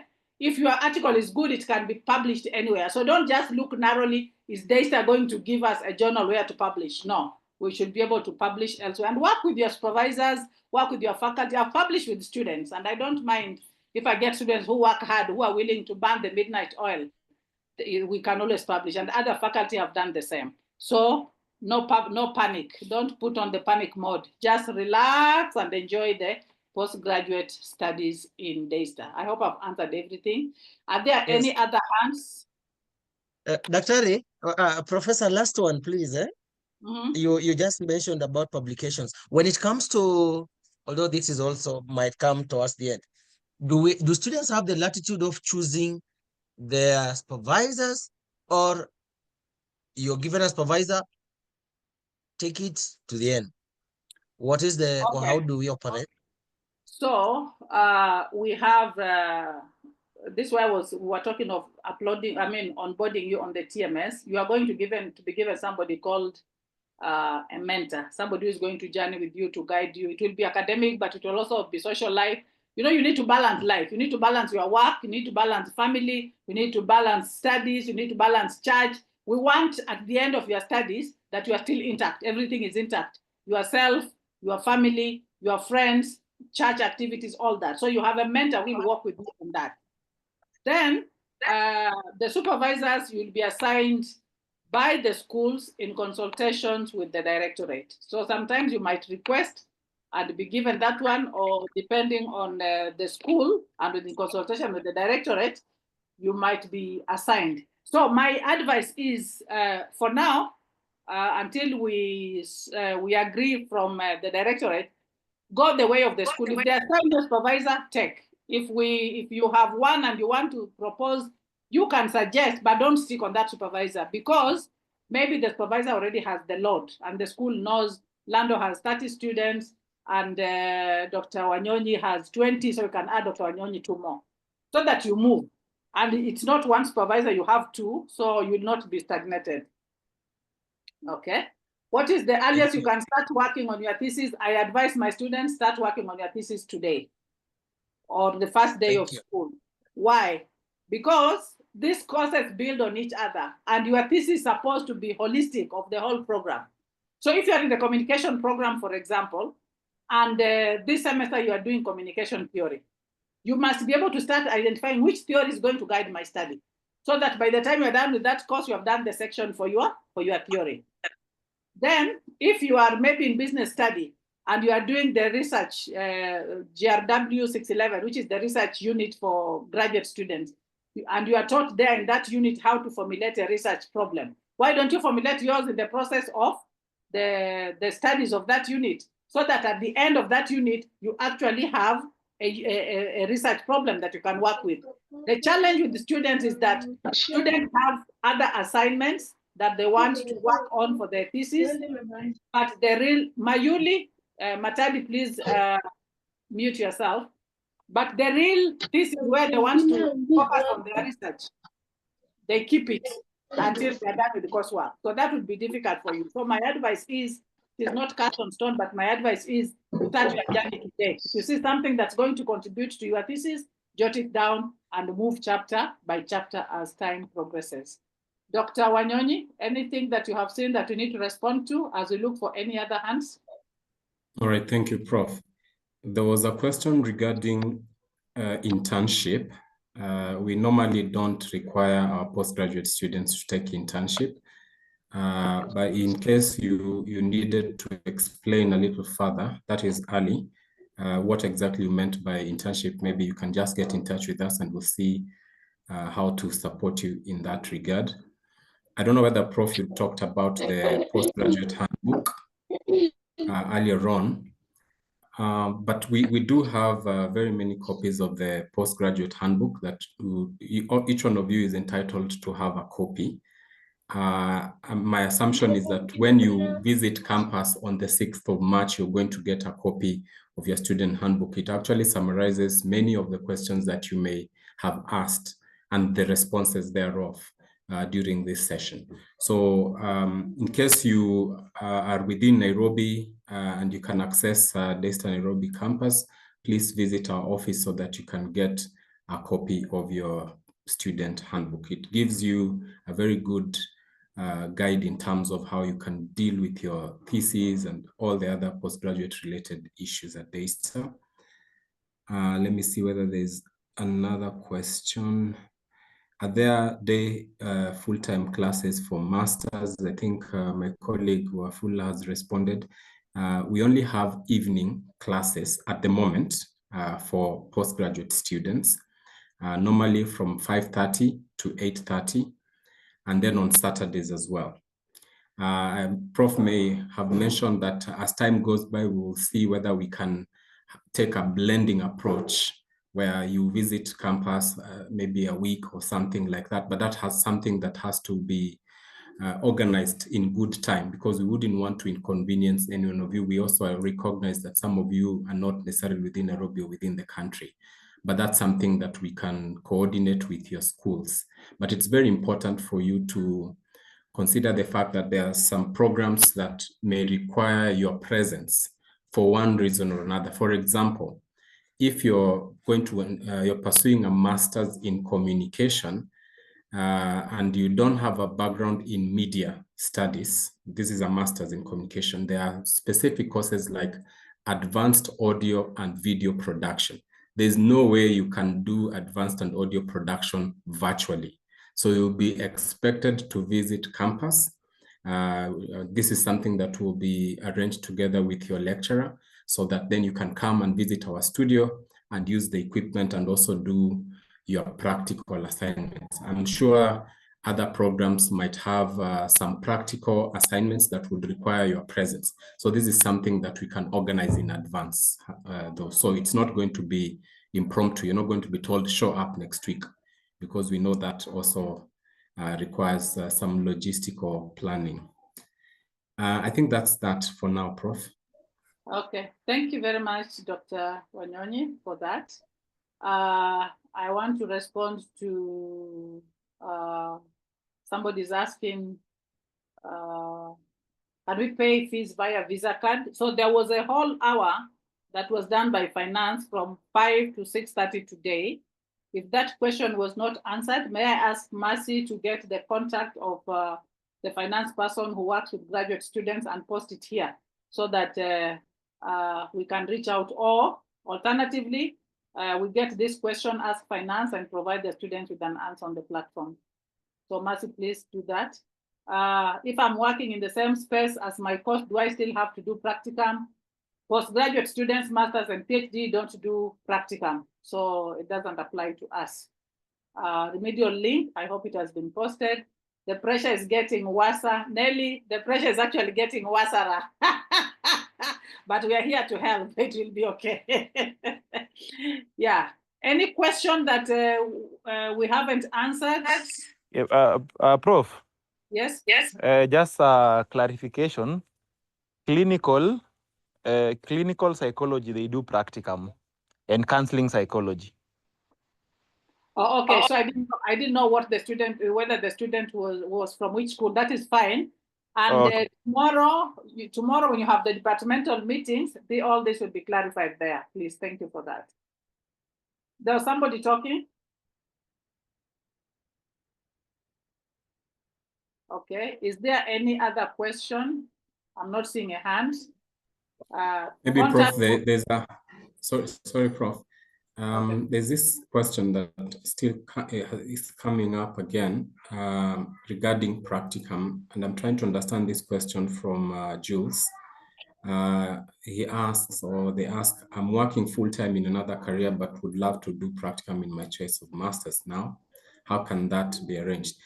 I don't know which program you have registered for. Assuming it is communication, and maybe you're in a different background together, assuming you're in education, and you're coming to do a master's in communication, but you haven't experienced media and everything that comes with that. Perhaps you're asking whether there will be an opportunity for you to be engaged with a media house or an institution of that nature so that you can gain some practical experience. I think that is something that can be agreed upon and arranged within the school as time goes by. So we may not say yes or no at this point, but there's room for some of those things as and when they come up. Thank you, Dr. Wanyonyi. And once again, I am advising students, just to Nelson, would you please, Nelson, just to build on what Dr. Wanyonyi has said, tomorrow tomorrow is Wednesday, from 7 to 8:30, you have schools and departmental meetings.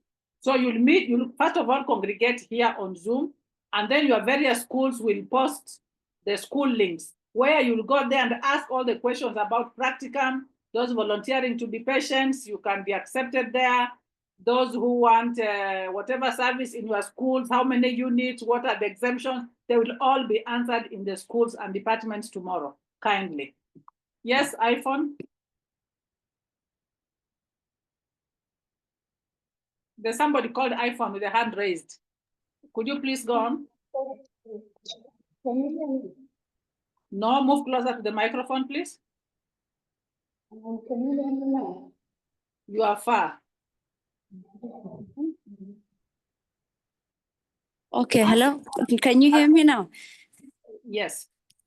Okay, I wanted to ask, I don't know if I missed this, but I wanted to know how I can access the student portal to register for units and pay fees. Okay, so to register, what's your name, please? Sorry, I can't hear you. What is your name, kindly? Marion. Marion. Yes. Okay, Marion, thank you. So in order for you to access your portal and to pay fees, you wait for Thursday from 5 to 6. ICT will be setting up the emails for you. It is on the program. Could my team please repost the program for students here so that You are not moving, you are not worried about things that are yet to come. Let's worry about things we are doing today. So the whole week program tells you what is being done which day. So on Thursday from 5 to 6, ICT will be setting up email for you and other ICT matters. So even how to access your portal, all those things will be done that day. So yeah, don't worry yourselves about things for the future. Okay. Okay. Thank you. Thank you for the clarification. This is the program which is being shared. You can highlight for the schools tomorrow. I just mentioned about the meeting of the schools and departments. Thank you, Daktari. There you have it. And then after that, on Thursday, you have ICT, which will be dealing with the emails, setting up other ICT matters. Then how to check library materials online will follow the same Thursday, academic procedures and registration. So you see, even now you can't pay school fees because you don't know how much you're going to pay. We pay, you select the units and then the system will calculate for you. So wait for Thursday, even which units to take. You don't know which unit you're supposed to take. After you've met with your deans and HODs tomorrow, then you will be able to select the units on Thursday when you'll be assisted with registration by the university registrar. So the program is long for 1 week. Just be patient, 1 day at a time. Thank you. Thank you. Okay. Any other question or a comment? Otherwise, we will be winding up soon. I'm not seeing any hand. In case I'm missing a hand, my colleagues can help. So I'll be making my final remarks and I give the program back to Dr. Munyao. So I'm pausing. Okay, there's George. George, please, your hand is up. Yeah, thank you so much, Professor Lando, for the elaborate presentation. I'm very excited about what you guys are doing at Daystar University, and by extension that now I'm an incoming student. My greatest concern actually was in the area of research, because I'm aware that it's not done well by most of our colleagues back here in Kenya. But I'm very excited about the kind of approach, the participation, the commitment, and the mentorship generally. So once again, thank you, and even the entire team for the wonderful presentation. Wow, thank you, George. What a wonderful way to conclude. I hope there's no other question going to follow that, but we feel happy to be appreciated. Really, thank you so much for those kind remarks. Thank you. Thank you. Yeah. Thank you. Any Thank you very much. Any other question or question 1, 2, 3? So with this, I want to thank very much my directorate, my deputy director, Dr. Emmanuel Wanyonyi. Thank you for being here and for supporting us. Mercy, thank you, the administrator. Thank you for being here and for the service. Wafula Moses, thank you for being here and helping us with the service. And Ruth, I don't know whether she eventually joined, but she was having some issues. Thank you for the support.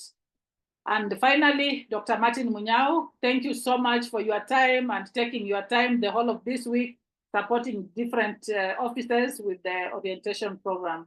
We sincerely thank you, and I hand over the program to you. Finally, postgraduate students, the Chinese saying, the journey of 1,000 miles begins with 1 step. The journey to conclude your master's or PhD studies successfully in Daystar begins today, and it begins with proper induction and orientation. So make sure you follow the orientation day by day and follow the items that have been listed there. If you have questions, you ask. Once you have grasped the orientation properly, the rest will be bread and butter. God bless you and success in your studies. Thank you. Thank you. Let's applaud Sister Professor Lando with her team for a job well done. I think they have covered such a big ground, and let me just say that's just a tip of the iceberg of what this postgraduate school is able to do in terms of facilitating your stay and studies at Daystar University. And so please, just so you know, this is a very critical and important directorate for you. And your experience at Daystar University will pretty much depend on how closely related you stay this, vital directorate in the university. So please, I know you've taken the contacts, keep in touch, ask questions from the numbers that you've received, and you shall be answered. This has been a very productive day. You have gotten oriented to a number of sections and departments, and all this information is crucial for you. With this brings us to the end Dr. of Dr. yes, There is a yes, student, Prof. Generica, her hand is up. Maybe you give her a moment. Oh yeah, yes, Generica.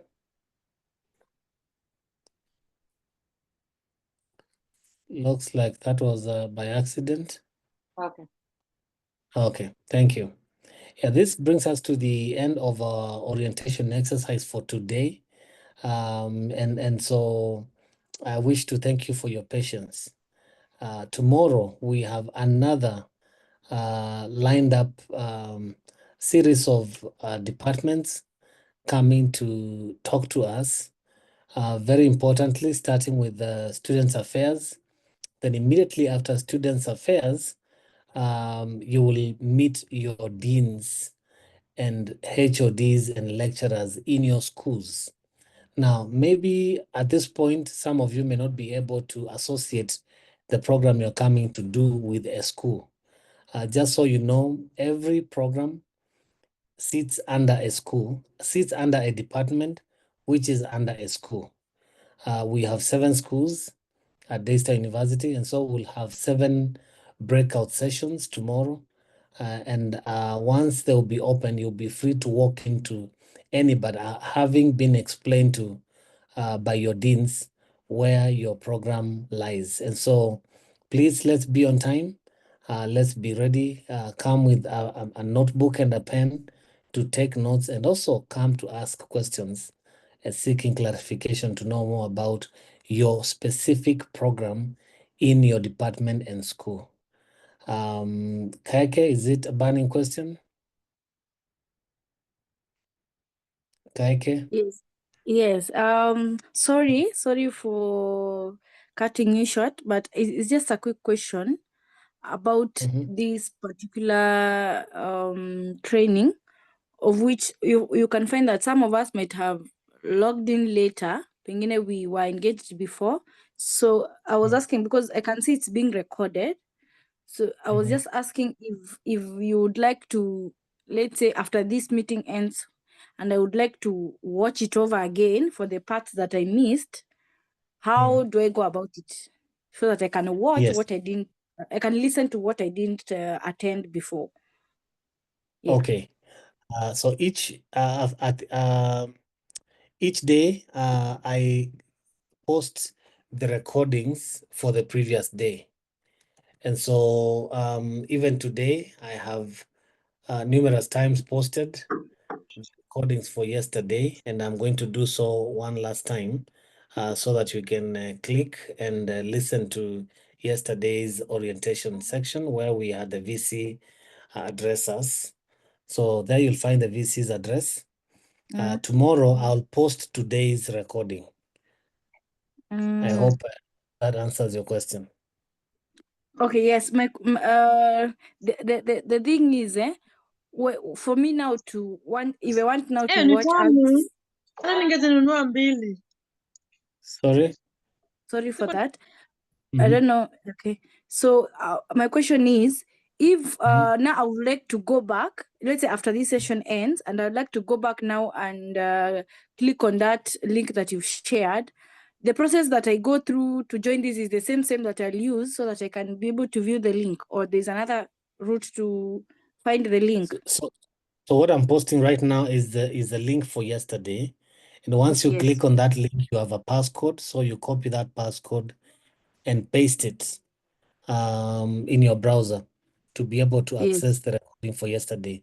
Today's recording is not yet ready until this session is over, and perhaps it will come at night. So I'll have it ready in the morning, and the moment we open tomorrow's session, I'll post it.